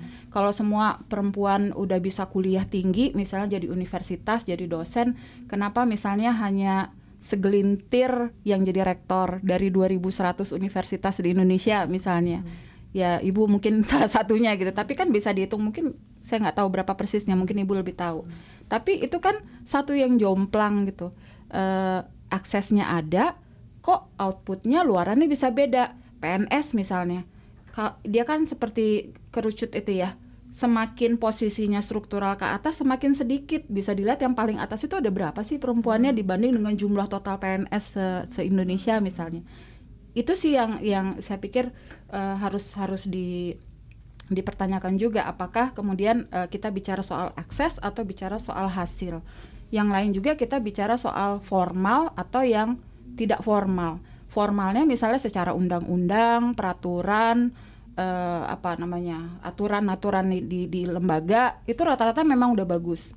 Undang-undang kita bahkan termasuk yang negara-negara yang paling awal tahun 60-an akhir, 70-an awal sudah meratifikasi konvensi PBB untuk anti diskriminasi terhadap perempuan. Termasuk negara pertama, CEDAW itu. Tapi kok pada saat yang sama hari-hari ini kita bisa lihat ada 2.000-an produk perda yang justru bias terhadap perempuan, justru membatasi perempuan di wilayah publik. Ada jam malam, ada pengetatan-pengetatan yang hanya diberlakukan untuk perempuan. Jadi kan agak aneh gitu. Makanya saya pikir ya memang itu ya, menurut saya harus lebih banyak juga sih Bu yang melihat atau membuka mata. Karena saya pikir salah satu usaha yang dilakukan Ibu Kartini adalah mencoba membuka mata orang bahwa ada persoalan di masyarakat. Dulu persoalannya akan berbeda dengan sekarang. Artinya tantangan hari ini itu akan berbeda dengan tantangan yang dulu gitu ya. Kalau dulu mungkin yang dihadapi Kartini adalah kolonialisme dan tradisi gitu ya. Sekarang mungkin kita bicara soal globalisasi, soal masyarakat digital yang borderless, soal kemiskinan. Jadi udah kompleksitasnya udah berbeda. Jadi mungkin analisisnya juga nggak bisa dipakai ukuran dulu perempuan nggak bisa sekolah, sekarang udah bisa sekolah. Ya sekarang udah bisa sekolah, tapi kan yang lain, dimensi yang lain itu yang berubah, itu juga harus diperhatikan juga sih menurut saya. Menarik ya. Jadi memang cita-cita Ibu Kartini ketika itu karena melihat kondisi masyarakatnya kan tidak memperkenankan wanita untuk sekolah. Tantangannya hanya itu ya. Nah tadi Bu Ayu menyoroti bahwa sebetulnya ketika kesempatan sekolah, kesempatan ini sudah ada, nah ternyata ketika hasilnya Bu Ayu masih memandang ini ada perbedaan. Nah Pak Dudi melihat nggak bahwa ada nggak sih perbedaan ya antara ini sama-sama nih laki-laki dan perempuan, tadi membandingkan dengan posisi sebagai rektor misalkan, ada nggak melihat perbedaan bahwa memang ada perbedaan untuk untuk menempati mungkin posisi ya ataupun kesempatan ini antara laki dan perempuan sekarang ini Pak Dudi? Menurut Pak Dudi gimana? Tadi mungkin Bu ya, saya kebetulan pernah mengelola satu kegiatan di dalam organisasi di mana karyawannya adalah laki perempuan. Saya yang merekrut saya melakukan testing sampai dengan beberapa tahun bekerja sama dengan saya. Di awal tes rata-rata perempuan hasil tesnya lebih besar, Bu. Karena kebetulan waktu itu saya tes komputer. Sekitar 15 tahun yang lalu lah begitu. Itu tes-tes yang dilakukan ya tesnya seperti ngetik dan selanjutnya. Hasil tes perempuan rata-rata lebih besar, lebih baik. Mereka lebih rapi, lebih teliti gitu. Tapi setelah bekerja, setelah berkeluarga, terlihat performance-nya turun, Bu. Perempuan tuh. Sementara laki-laki kalau tidak konstan dia naik. Begitu. Dan itu tadi mungkin Bu Ayu. Lama-lama ketika kan tidak begitu masuk jadi pimpinannya. Sehingga ketika jadi pimpinan kebanyakan laki-laki. Setelah saya amati begitu. Bertahun-tahun saya jadi pimpinan mereka, tidak pernah ada satu orang pun laki-laki yang izin ke saya anaknya sakit, Bu. Pak, saya tidak bisa masuk kantor, anak saya sakit. Tapi kalau ibu-ibu sering banget, anaknya sakit, suaminya sakit. Ambil rapot, segala macam. Jadi memang di pekerjaan akhirnya tadi banyak terganggu. Karena Gitu. urusan Keluarga. Gitu. Jadi memang saya setuju dengan Bu Ayu bahwa ya mungkin perlu ada semacam kampanye. harus sama begitu. Jadi jangan setengah-setengah. Karena tadi potensinya sudah baik wanita ini, karena mungkin mereka punya, saya nggak tahu ya kalau dari ilmu psikologi atau dari ilmu kejiwaan apakah wanita itu lebih teliti atau lain-lain. Tapi yang saya rasakan hasil tesnya memang memperlihatkan demikian, gitu. Dan ujungnya tadi ketika sudah bekerja, apalagi sudah berkeluarga, biasanya terlihat menurunnya tuh setelah berkeluarga, gitu. Itu saja sih Bu, kalau yang saya lihat. Jadi kalau dari pengalaman Pak Budi sebetulnya antara laki-laki dan perempuan sebetulnya tidak ada diskriminasi ya dalam hal menempati satu jabatan, tapi lebih murni bahwa pertimbangan tadi pengalaman Pak Budi aja ya, lebih murni pertimbangannya karena faktor kinerja gitu ya. Betul. Nah, mungkin ini menjadi masukan juga ya buat wanita ini. Ketika kita menginginkan sesuatu yang punya kesempatan karir yang sama, berarti memang kinerjalah yang menjadi acuan kita ya. Nah, Bu Ayu, kira-kira menurut Bu Ayu ya, kalau memang saya kira fair ya, ketika satu perusahaan atau institusi melihatnya adalah pure kinerja tanpa melihat ini laki-laki perempuan, ini adalah sesuatu yang fair. Nah, menurut Bu Ayu, apakah memang ada kendala ya, atau memang budaya kita yang belum bisa berubah? Ketika contoh kecil aja, kenapa wanita ini sering izin? Karena dia harus mengambil rapot misalkan. Nah, apakah ini berkaitannya dengan sosial? Karena kaitannya Bu Ayu orang politik juga. Mungkin apa nih hal yang seperti apa yang harus kita lakukan? Saya pikir kayak lingkaran gitu ya Bu ya. Satu hal terjadi juga karena hal yang lain. Termasuk misalnya tadi arrangement di keluarga yang menentukan kinerja si pegawai perempuan misalnya, atau misalnya di kantor-kantor atau di DPR atau di kementerian dimanapun lah gitu. Nah, persoalannya adalah kinerja itu siapa yang menetapkan, memutuskan. Artinya misalnya tadi contoh yang DPR kan dibuat sistemnya rapatnya sampai jam 12 malam sampai pagi. Di parlemen di Inggris itu tidak boleh ada rapat setelah pukul 6 sore. Jadi semua tidak boleh ada rapat. Itu untuk mengakomodir laki-laki dan perempuan harus bisa pulang ke rumah dan ngurus anak gitu. Dan itu kan nggak terjadi di sini Bu. Kemudian tempat-tempat kerja misalnya, apakah tempat kerja juga mengakomodir perempuan menyusui misalnya? Karena kan terutama perempuan menyusui itu kan betul-betul nggak bisa ditolerir ya. Dia harus pulang, harus menyusui dan sebagainya. Atau ada tempat penitipan anak, tempat bermain yang bapak dan ibu bisa sama-sama mengawasi misalnya gitu. Itu jadi pertama itu. Tapi yang kedua saya pikir lingkarannya itu nggak lepas juga dari itu tadi bias gender antara peran laki-laki dan perempuan. Di kita mungkin juga karena pengaruh masyarakat agraris yang lama gitu ya, di mana nilai-nilai komunalnya masih sangat kuat, itu dilihat peran perempuan adalah di rumah tangga, di keluarga. Manak, masak, apa tuh satu lagi? Apa tuh? Sumur, dapur, kasur gitu. Sehingga kalau orang tua yang ekonomi pas-pasan punya anak laki dan anak perempuan, kita udah tahu siapa yang akan disekolahin, siapa yang akan ditetap di rumah gitu. Jadi saya pikir cara berpikir itu juga masih ada, masih turun-menurun sampai hari ini. Jadi apa namanya, ya tantangan terbesarnya mungkin itu ya, justru yang merubah paradigma itu yang lebih sulit Bu daripada yang pragmatis misalnya. Kalau pragmatis kita bisa intervensi lewat kebijakan, undang-undang atau apapun gitu ya yang bisa. Tapi begitu masuk ke lingkup domestik, balik lagi ke lingkaran itu udah nggak bisa lepas dari nilai-nilai yang itu, yang bahasanya patriarkis itulah, budaya-budaya patriarkis itu. Ya, jadi artinya sebetulnya Bu Ayu juga sepakat ya, untuk kesempatan itu bisa diberikan yang sama kepada laki-laki dan perempuan. Masalah yang tadi ya, ketika kondisinya dikondisikan sama seperti tadi jam kerja yang memang memungkinkan semua juga memiliki tanggung jawab di rumah yang sama, sehingga perempuan dan laki-laki juga bisa melakukan yang sama, maka itu menjadi fair ya buat perempuan. Tetapi ketika ini kemudian di dalam skop kecil rumah tangga ada budaya atau value-value yang memang menempatkan perempuan itu seperti harus bertanggung jawab penuh di dalam rumah. Nah ini yang menjadi ini lagi kendala lagi gitu untuk perusahaan bisa untuk perempuan bisa sejajar lagi dengan laki-laki. Nah mudah-mudahan mungkin dengan apa yang disampaikan Bu Ayu, kira-kira untuk yang bukan domestik, kalau mungkin nanti ya ke yang level domestiknya tuh apa yang harus kita lakukan ya supaya ketika dunia luar sudah memberikan kesempatan yang sama, sehingga ini juga ikut juga ada perubahan. Nah kira-kira menurut Bu Ayu apa tuh yang harus dilakukan? Kayaknya perlu ada support system Bu ya, baik di luar rumah maupun di dalam rumah.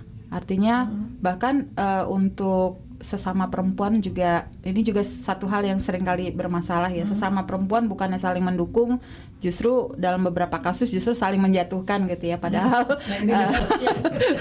padahal sebetulnya tantangannya perempuan itu sama kan. Ketika dia keluar rumah itu support sistemnya kan jauh gitu dari dia. Nah dia juga butuh support system untuk karir. Tapi di dalam rumah juga perlu support system untuk karir. Kuncinya saya pikir partnernya itu sih, mitranya, pasangannya. Kalau pasangannya dari awal juga sudah menempatkan bahwa rumah tangga adalah urusan si ibu, dia urusannya yang cari makan. Padahal zaman dulu juga tesisnya juga yang keluar rumah perempuan sebetulnya, yang berproduksi, bertani apa segala macam gitu kan. Laki-laki mungkin lebih berburu gitu. Tapi intinya masih ini. Jadi saya pikir kuncinya itu support system, baik keluarga domestik maupun support system di luar gitu ya. Tapi juga bagaimana kita bisa saling memahami, saling menghormati, saling respect antara pasangan gitu, antara dua couple ini. Karena kalau nggak ada mutual respect, nggak ada mutual understanding, susah juga ya Pak ya jalan mau kayak apa gitu. Bahwa kemudian perempuan memilih untuk di rumah atau bahkan laki-laki yang memilih di rumah, saya pikir itu bukan perdebatannya, bukan di situ. Sekarang kalau misalnya laki-laki nggak kerja di luar, kan malunya kayak apa itu di keluarga dia, kan dia di rumah gitu, di lingkungannya juga dikata-katain.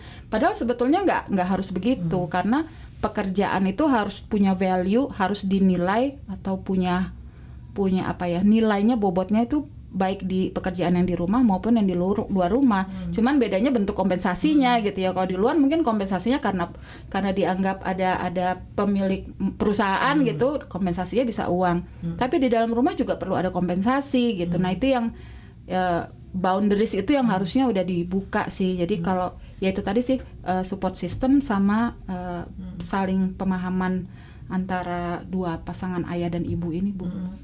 Ya. Ini ya, jadi memang perlu ada perubahan paradigma dalam skop ininya. Kalau secara peraturan di luar sudah membuat kesamaan-kesamaan, ini juga akan menjadi masalah ketika di dalam masih tetap berlaku paradigma lama gitu. Nah Pak Dudi, kalau kita lihat nih ya, paradigma lamanya kan seperti itu ya, antara ada pemisahan peran itu antara wanita dengan laki-laki di rumah. Nah tapi kalau kita lihat ya Pak Dudi, sekarang ini ada generasi-generasi yang sekarang ini di level anak-anak muda, mereka sudah mulai ya membagi peran yang lebih fleksibel gitu antara laki-laki dan perempuan di dalam rumah. Kadang-kadang kita lihat ya anak-anak muda sekarang di mall sudah nggak malu tuh memangku anak. Nah, Pak Dudi melihat paradigma ini seperti ini gimana Pak? Kalau saya setuju, Bu. Bagus, gitu ya. Karena Sebentar, Pak Dudi pernah mangku anak? Mau? Itu pakai kain.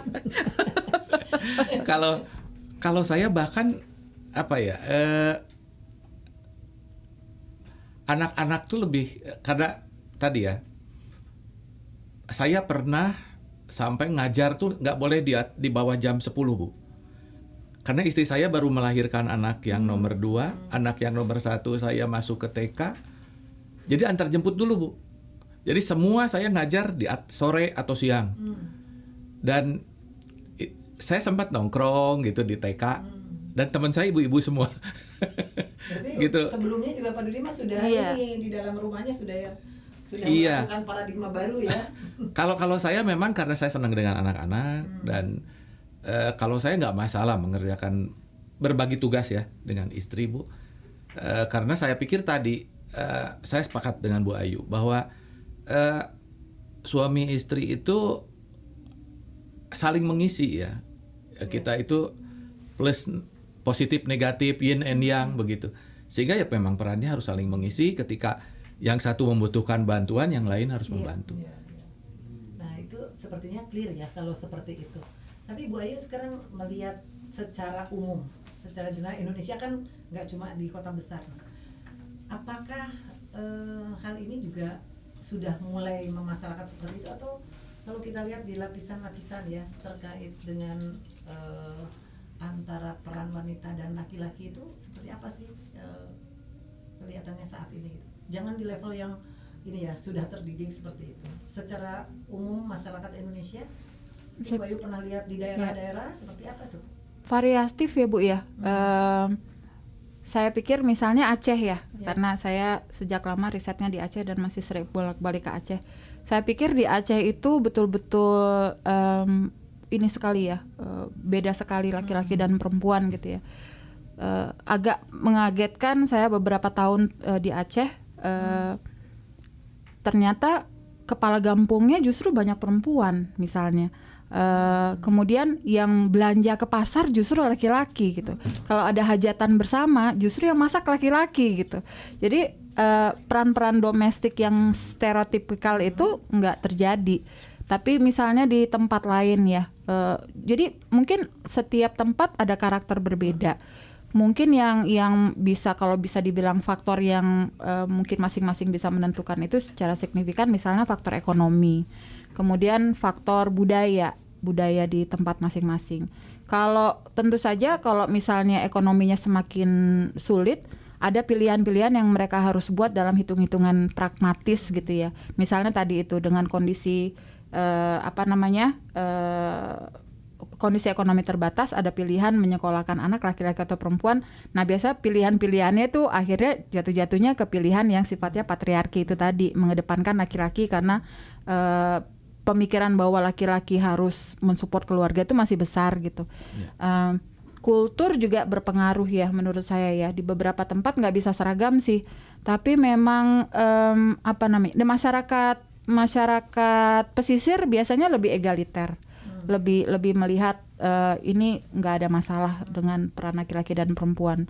Tapi memang di beberapa masyarakat memang masih sangat strict melihat bahwa perempuan itu harus di rumah, tidak usah menjadi warga negara kelas 2 lah gitu.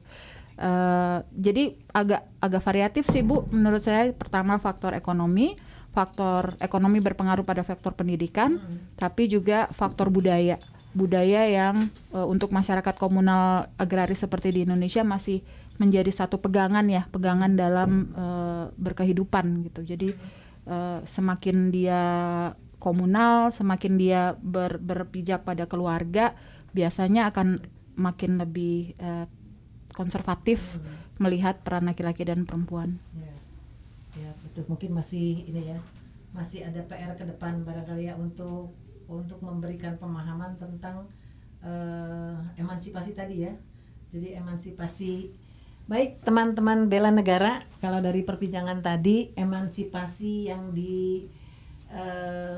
yang diupayakan oleh Ibu Kartini sepertinya sudah menunjukkan hasilnya ya, di mana kita semua perempuan memiliki kesempatan yang dicita-citakan Kartini untuk bisa sama-sama dengan laki-laki dalam hal mendapat pendidikan, itu sudah terbuka. Tetapi ada hal lain yang memang harus kita maknai ya, terkait dengan emansipasi yang mengisi emansipasi itu antara laki dan perempuan dalam skop peranan-peranan, bukan hanya masalah akses pendidikan gitu ya. Bagaimana paradigma baru bahwa ada kesetaraan antara peran laki-laki dan perempuan. Nah, ini mungkin di kota besar itu sudah mulai dapat menyesuaikan. Tapi kita lihat tadi dari Bu Ayu bahwa ada tergantung dari karakteristik daerah-daerah, dan ini mungkin mudah-mudahan ke depan dengan Hari Kartini tahun 2021 ini cita-cita Kartini yang lain terkait dengan emansipasi dapat kita perjuangkan. Penutup nih Pak Dudi, silakan minum dulu. Iya. Ya. Terima kasih. Penutup untuk Pak Dudi dulu. Tahun 2021 harapan Pak Dudi terhadap Kartini Indonesia apa? Mohon diulang. Kembali ke rumah. Harapan Pak Dudi untuk Kartini Indonesia ke depannya bagaimana? Saya ingin Kartini Indonesia di masa depan itu bisa mengembangkan potensinya secara optimal, Bu, tanpa melupakan kodratnya sebagai seorang wanita. Karena memang ya tadi di satu sisi laki perempuan mempunyai derajat yang sama, kesamaan, tapi juga memiliki peran-peran yang tidak bisa digantikan, seperti misalnya tadi ya, bahwa harus menyusui, harus hamil, yang tidak bisa digantikan oleh laki-laki. Tapi tidak memasak, tidak harus ya kalau memasak. Kalau memasak bisa dikerjakan berdua, Bu. Jadi tadi tetap sekalipun jadi apapun, tetap tidak melupakan kodratnya sebagai seorang wanita, gitu. Ya. Intinya itu. Jangan lupa kodrat wanita, itu pesan dari harapan dari Pak Dudi. Bu Ayu, harapannya Bu Ayu tadi bisa lebih dirinci tuh, rasanya harapan wanita-wanita ya. Bisa sebagai penutup, apa sih sebetulnya yang bisa dikerucutkan harapan Bu Ayu nih agar Kartini ini mendapatkan emansipasi yang seutuhnya tadi itu? Apa ya? Saya pikir sama dengan Pak Dudi tadi ya, esensi dari perjuangan Kartini kan membebaskan perempuan dari apa yang mengkungkung dia sehingga dia tidak bisa memenuhi potensi dirinya. Jadi kalau memang peluang itu ada, ya itu harus dioptimalkan. Pada saat yang sama mungkin sistemnya juga lebih terbangun untuk perempuan bisa lebih adil terhadap perempuan, tapi juga terhadap laki-laki. Jadi mungkin pemaknaan yang lainnya seperti tadi saya sampaikan, emansipasi juga laki-laki harus minta emansipasi. Dalam hal apa? Dalam hal juga urusan domestik, urusan keluarga, urusan sosial gitu. Memang bahwa fungsi reproduksi ada di perempuan, tapi kita nggak tahu ya berapa tahun lagi mungkin teknologi laki-laki bisa menyusui gitu misalnya, saya nggak tahu juga. Tapi intinya sejauh ini memang perempuan masih kodratinya ada di situ, di fungsi reproduksinya. Iya. Tapi kemudian kan fungsi reproduksi itu juga tidak terwujud kalau tidak ada kontribusi laki-laki juga gitu. Artinya kemudian konsekuensi dari itu ya laki-laki dan perempuan punya tanggung jawab yang sama terhadap produksi yang mereka lakukan sama itu tadi. Jadi saya pikir itu sih Bu, yang mudah-mudahan semangat ke depannya itu tetap semangat untuk memenuhi potensi dirinya, tapi juga semangat untuk memastikan sistem cara pandang itu juga bisa lebih adil terhadap laki-laki dan perempuan. Karena saya pikir laki-laki juga kasihan gitu, nggak punya kesempatan untuk lebih lama sama anak-anaknya, nggak punya kesempatan untuk improvisasi masakan atau bersihin rumah gitu. Saya punya teman tuh bahkan suaminya di BI Bu, tapi dia senang sekali bersih-bersih rumah sampai dia pensiun dini, dan hanya karena dia senang bersih-bersih rumah, jadi rumah itu dia yang mengatur betul. Si istri jurnalis pulang ke rumah istrinya Sudah beres. udah beres gitu. Tapi ya Ya. karena kultur di masyarakat yang masih melihat aneh, laki-laki kok nyapu gitu, laki-laki kok nyuci baju, laki-laki kok nyuapin anak, kasihan juga kan laki-laki jadi terdiskriminasi gitu.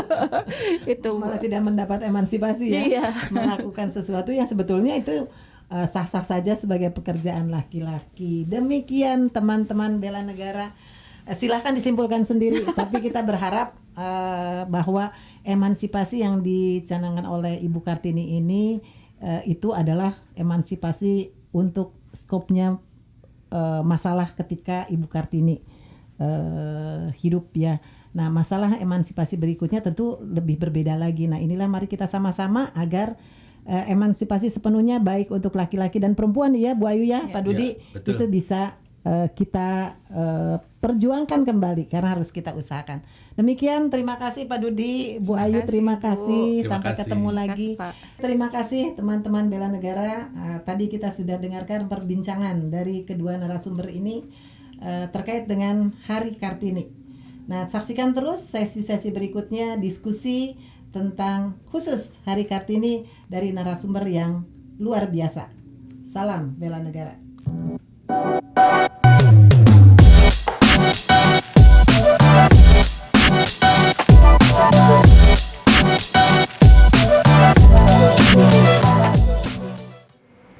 Assalamualaikum warahmatullahi wabarakatuh. Selamat siang teman-teman bela negara. Kembali kita ketemu lagi dalam rangka memperingati hari ini tanggal 21 April Hari Kartini. Sesi ini kita akan berbincang kembali terkait dengan Hari Kartini dan saya sudah ditemani oleh dua narasumber yang luar biasa. Nah, kali ini narasumbernya adalah para Kartini UPN Veteran Jakarta khususnya. Di sebelah saya ini adalah Ibu Dian. Ibu Dian ini adalah Dekan Fakultas Ekonomi Bisnis. Masih muda, cantik, menjadi dekan di Fakultas Ekonomi. Nanti kita dengar bagaimana pendapat dari Ibu Dian ini terkait hal-hal yang sederhana saja yang terkait dengan Hari Kartini. Nah, sebelah saya ini juga Kartini dari Fakultas Ilmu Komputer. Beliau adalah Ibu Ermatita, Dr. Ermatita. Beliau sekarang ini Kartini di Fakultas Ilmu Komputer ya Bu. Iya. Memimpin Fakultas Ilmu Komputer. Selamat pagi, Assalamualaikum warahmatullahi wabarakatuh untuk semua. Selamat pagi, wassalamualaikum warahmatullahi wabarakatuh. Bu Dian dan Bu Erma, kita hari ini akan ngobrol-ngobrol ya tentang Ibu Kartini. Sebelumnya dalam sesi ini saya ingin membacakan satu surat Kartini yang mungkin ini kita bisa obrolkan ya. Jadi saya ini pengalaman sedikit. Saya membaca surat-surat Kartini ini mungkin sudah 2 atau 3 tahun yang lalu ya. Saya ingin tahu apa sih surat-surat Kartini itu. Ternyata ketika saya baca banyak hal yang merupakan hal-hal yang baru yang saya ketahui. Ternyata apa yang diperjuangkan Ibu Kartini itu kalau kita tahu hanya terkait masalah pendidikan gitu ya, seperti itu ternyata luar biasa. Nah, nanti teman-teman bela negara kita akan lihat ya beberapa cuplikan surat untuk kita mengetahui lebih dalam sebetulnya luar biasa Ibu Kartini ini. Ada satu surat yang menginspirasi saya ini untuk diskusi. Karena ini kita punya 2 Kartini yang dua-duanya adalah bergerak di bidang pendidikan. Nah, surat Kartini ini dari surat Kartini kepada Prof. Anton dan Nyonya, yaitu tanggal 4 Oktober 1901.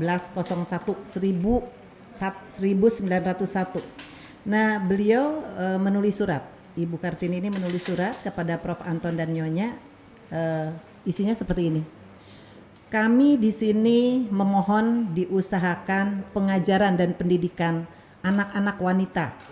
Bukan sekali-kali karena kami menginginkan anak-anak wanita itu menjadi saingan laki-laki dalam hidupnya. Tapi karena kami yakin akan pengaruhnya yang besar sekali bagi kaum wanita agar kaum wanita lebih cakap melakukan kewajibannya yang diserahkan alam dalam kurung sunatullah sendiri ke dalam tangannya, menjadi ibu, pendidik manusia yang pertama. Nah ini Bu Dian, Bu Erma, ini adalah surat dibuat oleh Ibu Kartini 4 Oktober 1901, kan luar biasa ya. Beliau di 1901 dalam kondisi Indonesia itu masih lekat dengan feodalisme ya. Beliau sudah memikirkan terkait dengan peranan wanita. Nah berkaitan dengan ini, saya tanya ke Bu Erma Tita dulu ya. Nah, Bu Erma, kalau kita dengar tadi salah satu surat Kartini ini kan terkaitnya dengan masalah pendidikan. Iya. Nah, kira-kira nih, Ibu di dalam profesi Ibu nih sekarang sebagai dekan ya. Ibu bagaimana cara Ibu melakukan pendidikan ke anak-anak Ibu seperti yang diinginkan oleh Kartini ya. Ketika Ibu sudah menjadi doktor komputer, nah bagaimana peranan pendidikannya di keluarga Ibu? Ya, baik, terima kasih Bu. Kalau saya lihat memang di surat yang dibacakan Ibu tadi, sebetulnya kalau kita lihat begitu jauh pemikiran Ibu Kartini pada zaman itu ya, sepertinya itu tidak lekang oleh waktu sampai zaman sekarang itu. Nah, saya kira berkat perjuangan beliau, ya kita ini mungkin sejajar, bukan berarti sama dengan laki-laki, tapi artinya emansipasi kita memang berkat perjuangan beliau udah mungkin sekarang ini kan seperti kita dengan saya dengan Bu Dian bisa mungkin duduk di bangku sebagai dekan atau pimpinan di salah satu fakultas itu, dan itu juga sebagai pendidikan yang sudah kita capai sampai artinya pendidikan tertinggi pun sudah dimiliki oleh perempuan. Nah, sebagai ibu untuk menyikapi hal ini, karena saya sendiri punya 4 anak ya, jadi bagaimana mengejawantahkan apa yang sudah diperjuangkan Ibu Kartini ini, yang saya harus transfer istilahnya kepada anak-anak. Nah, yang saya lakukan itu adalah hanya memberi pengertian kepada anak-anak bahwa bagaimanapun pendidikan itu penting, dan selain pendidikan itu berlaku jujur, kemudian bekerja tanggung jawab ya, tanggung jawab dalam arti bekerjalah sebaik-baiknya. Saya tanamkan kepada anak-anak untuk mencapai tertinggi kehidupan manusia itu hanya satu, jujur dan tanggung jawab. Bagaimana kita bertanggung jawab terhadap apa yang menjadi tugas kita dimanapun kita berada.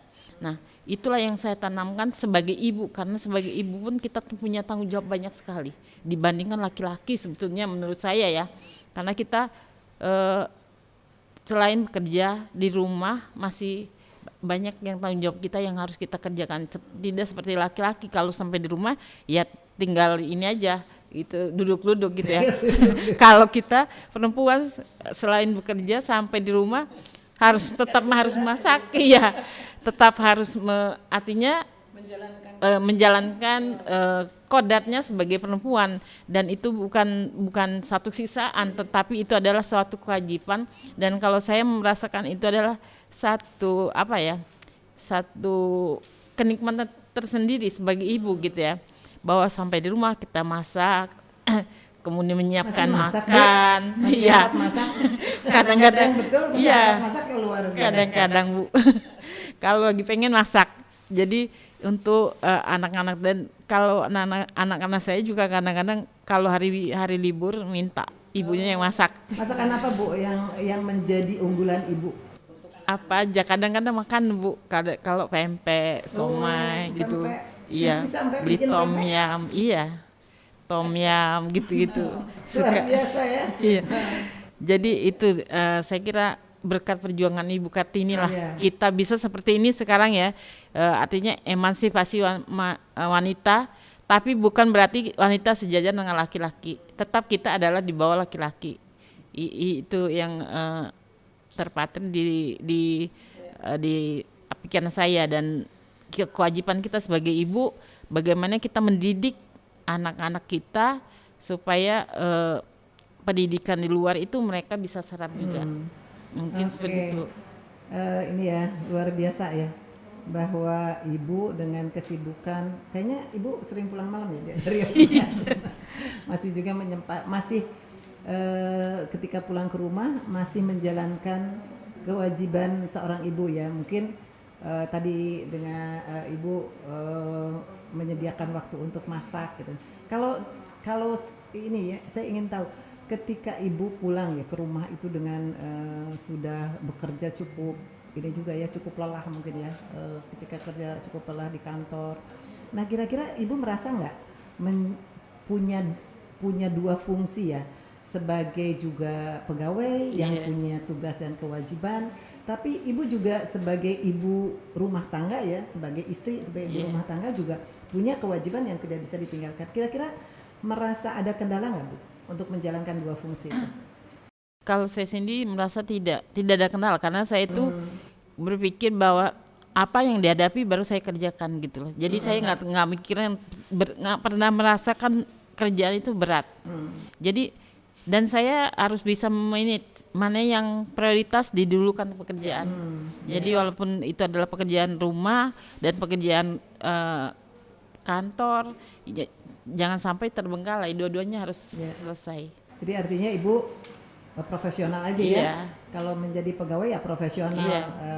Tidak minta ini kan Bu, ketika menjadi pegawai sebagai wanita minta keringanan karena kita ini wanita, maka ada keringanan khusus misalkan untuk wanita. Ibu pernah nggak merasa bahwa kita ini perlunya diistimewakan gitu, karena kita kan wanita harus kerja di rumah, ketika kerja di kantor kita minta sedikit keringanan. Pernah nggak ibu melakukan seperti itu? Tidak pernah Bu, dari dulu saya ditugaskan apa saja oleh pimpinan itu nggak pernah saya tolak. Dan saya tidak pernah minta keringanan dari pimpinan, karena saya merasa bahwa apa yang saya bisa kerjakan, saya kerjakan pada waktunya. Ya, baik. Teman-teman bela negara luar biasa ya yang disampaikan oleh Dekan FIK ini. Bu Dekan ini menjalankan cita-cita Kartini, tetapi juga tidak meminta keringanan ya, sehingga di dalam bekerjanya juga profesional saja ya, mau laki-laki dan perempuan ya, kita sama-sama punya kewajiban yang sama. Ibu terakhir Bu, ibu sebagai wanita yang cukup ini ya, cukup aktif lah ininya dengan dua tugas tersebut, kira-kira ibu masih menyempatkan waktu nggak untuk bisa di rumah berbicara dengan anak-anak gitu, seperti itu masih punya waktu? Ya, jadi saya berupaya untuk di rumah itu ngobrol. Kalau malam itu saya harus ketemu sama anak-anak. Ya walaupun sebentar, kita harus ada ngobrolnya gitu aja. Iya. Wah, luar biasa. Iya. Baik, jadi semua bisa tertangani ya Bu. Iya, dengan insya Allah. Ya. Nah, terima kasih Bu Erma. Iya. Nanti kita Iya. ngobrol lagi ya. Nah, kita ke ibu muda ini, ibu ibu muda. Bu Dian ini masih muda loh, sudah nggak boleh nanya umur ya, soalnya kalau di forum publik ini umur buat wanita itu rahasia. Bu Dian juga ini ya punya dua peran seperti itu ya. Kalau Bu Erma mungkin tadi anak-anaknya sudah cukup dewasa ya. Nah sekarang Bu, untuk menjalani peran Kartini nih dua fungsi seperti itu, sementara ibu putranya Dua. Mas dua ya, Iya. usia Yang paling kecil usia 11 tahun. 11 tahun, lalu 11 tahun. Yang paling kecil, yang besar usia 16 tahun. 16 tahun. Jadi artinya kan masih sekolah ya. Masih sekolah. Nah, saya ingin tahu nih cerita ibu untuk menjalankan tugas. Dari satu sisi kan kita harus profesional ya Bu ya. Apapun sebagai pegawai ya, tidak ada kita perempuan atau laki-laki, itu profesional. Nah, bagaimana sih kiat ibu untuk menjalankan peran itu? Ya, baik, terima kasih Bu Rektor atas pertanyaannya. Selamat Hari Kartini dulu ya Bu Rektor ya, Bu Dekan. Ya, memang Kartini ini telah menginspirasi wanita Indonesia gitu ya. Selain itu saya banyak juga terinspirasi dan dididik oleh ibu saya Bu. Jadi ibu saya dari saya kecil, karena anak-anak ibu saya ini 3 itu cewek-cewek ya Bu ya.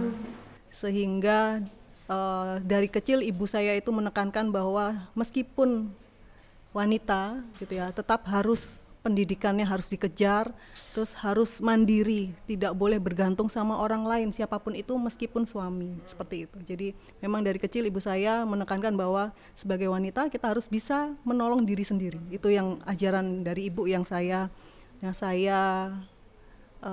anut sampai sekarang gitu.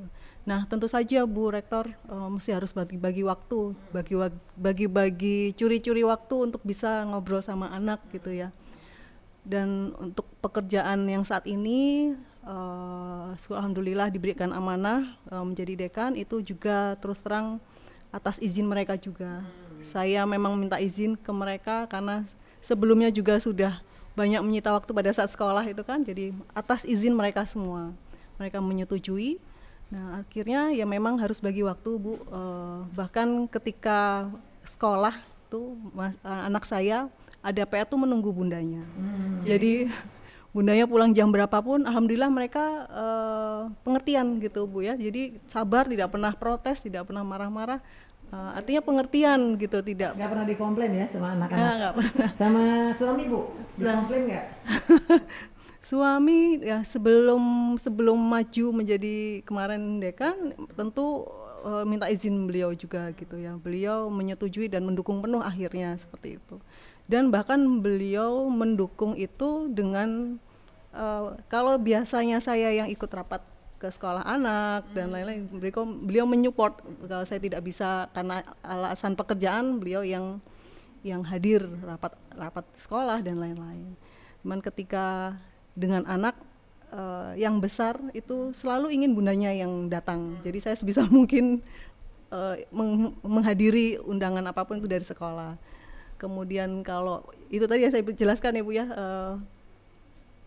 ketika ada PR jam berapapun, bahkan jam 10 ditunggu.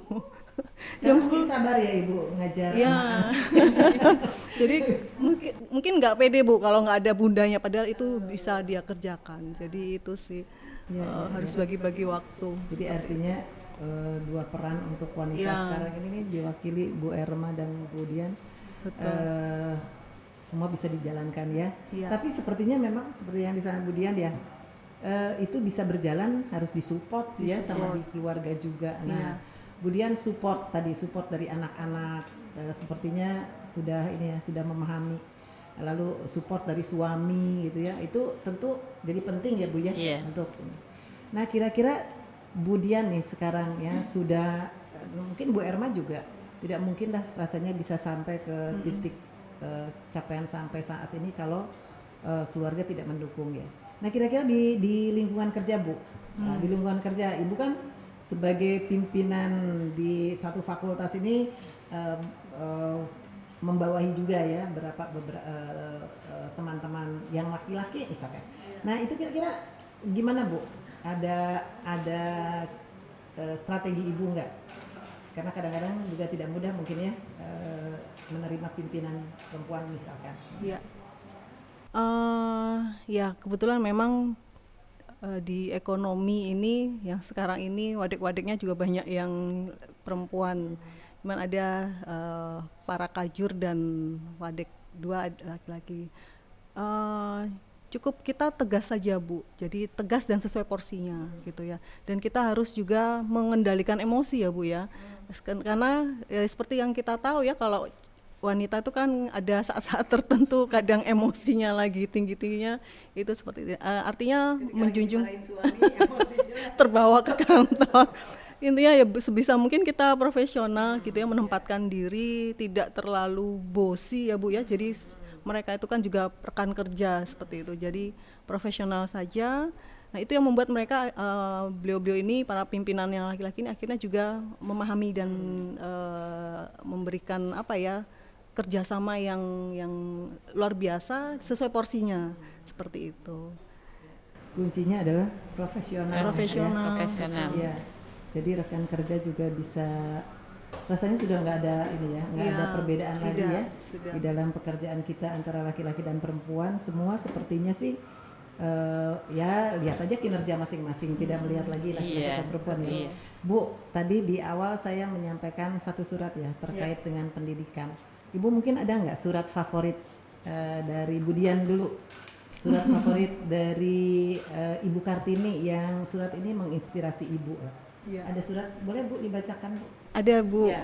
Saya kebetulan sangat terinspirasi ya oleh surat Kartini itu kepada Nyonya Van Kool 21 Juli 1902. Nah di sini Kartini dan spiritualitas gitu ya. Nah saya bacakan ya Bu ya. Jadi di surat tersebut Kartini mengawali dengan moga-moga kami mendapat rahmat dalam dapat bekerja membuat agama lain memandang agama Islam patut disukai. Kemudian surat Kartini juga kepada Nyonya Abendanon masih terkait dengan spiritualitas itu tanggal 12 Oktober 1902 dan saya menjawab tidak ada Tuhan kecuali Allah. Kami mengatakan bahwa kami beriman kepada Allah dan kami tetap beriman kepadanya. Kami ingin mengabdi kepada Allah dan bukan kepada manusia. Jika sebaliknya tentulah kami sudah memuja orang lain bukan Allah. Gitu. Nah ini menurut saya Kartini ini sangat mengingatkan wanita ya untuk selalu hatinya terikat kepada Allah. Kenapa? Karena yang Ibu tahu ya zaman emansipasi seperti ini kalau kita di hati kita wanita, pimpinan wanita ini tidak mengikatkan hati kepada Allah, kita akan selalu akhirnya nanti bisa tidak menghormati suami, mungkin sebagai kepala rumah tangga, merasa lebih karena kita mungkin sudah bisa berdiri di kaki sendiri. Kemudian kita juga selalu karena pekerjaan kita di lingkungan itu saling interaksi banyak orang ya Bu ya, akhirnya kita selalu dilindungi oleh Allah. Dilindungi dengan hal-hal yang tidak baik gitu seperti itu. Dan kemudian kita selalu bisa melakukan suatu pekerjaan itu niatnya adalah ikhlas sehingga tidak terlalu senang dan gembira, bangga, sombong ketika kita berhasil dan tidak terlalu terpuruk ketika usaha kita belum mencapai keberhasilan. Itu Kartini luar biasa. Pada zaman itu saya bisa membayangkan zaman seperti itu di mana pemikiran itu sungguh luar biasa ya Bu ya, tidak hanya duniawi saja tapi spiritualitas dan wanita sebagai ibu, sebagai pintu pertama mengenalkan Tuhan kepada anak-anaknya itu sangat perlu pondasi itu. Menurut saya itu yang perlu kita sebagai wanita di masa sekarang mengingat melaksanakan jiwa spiritualitas itu. Ya, teman-teman bela negara, tadi surat yang disampaikan Bu Dian ya, yang dibuat oleh Ibu Kartini, dibayangkannya bukan sekarang Iya, ya, betul. tapi kita membayangkan kondisi tahun 1902 atau tadi surat saya aja 1901, berarti sudah sekian ratus tahun yang lalu dalam kondisi Indonesia jauh sekali dengan kondisi saat ini, dan Ibu Kartini sudah memiliki pemikiran-pemikiran yang tadi Ibu katakan ya, pendidikan gitu. Dia sudah berpikir untuk wanita dan dia bukan berpikir untuk kepentingan wanita, tapi lebih ke bagaimana wanita itu bisa bermanfaat seperti tadi ya. Lalu masalah spiritual, nah ini kan menjadi lengkap gitu ternyata ya. Betul. Dari kita mengkaji surat-surat itu, Kartini itu lengkap betul itu dari sisi pendidikan. Lalu dia juga pendidikan itu kan konotasinya modern ya, tapi dia melengkapi dengan spiritualitas tadi ya, luar biasa. Jadi memang Ibu Kartini ini pejuang kaumnya dan luar biasa. Nah Bu Erma juga pasti punya ya, dari sekian banyak surat Kartini mungkin ada surat yang menginspirasi Ibu, Bu. Silakan boleh dibaca Bu. Ibu mungkin melihatnya dari sisi yang mana melengkapi tuh? juga dari yang Bu Dian sampaikan ya, bahwa Kartini itu adalah pejuang pendidikan. Kalau tadi dia juga dilengkapi dengan spiritual. Di sini juga saya favoritkan ini surat Kartini kepada Stella. Ini ditulis tanggal 18 Agustus 1899.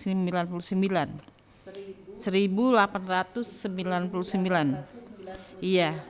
Ini judulnya adalah Kartini dan Feodalisme.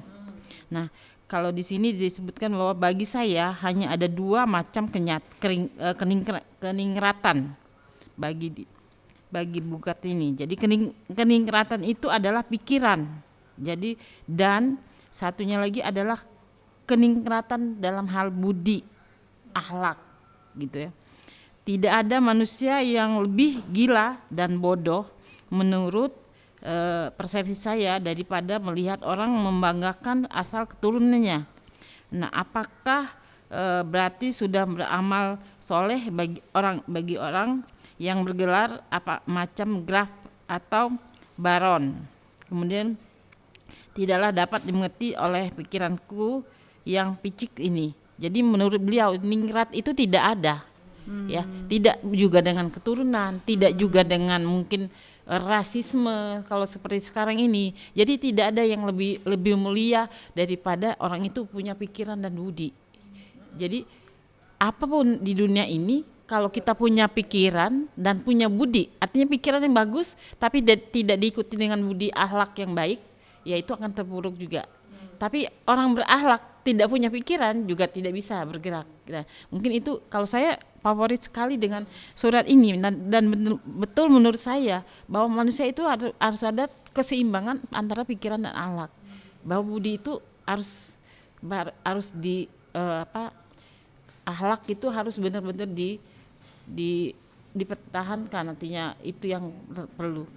Jadi sepintar apapun kalau akhlaknya jelek, bangsa Indonesia nggak akan bisa maju. Ya, Kartini sudah ini ya. Iya. Luar biasa ya.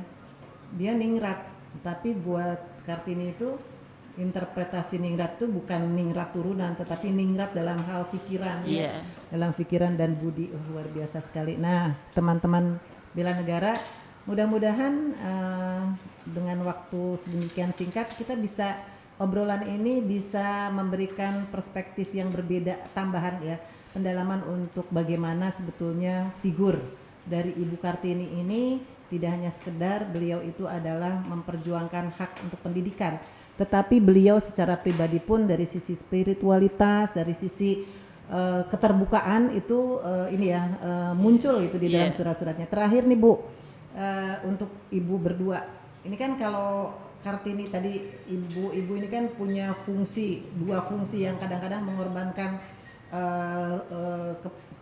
rumah tangga juga ya. Kita mungkin juga ada hal-hal yang tidak bisa maksimal.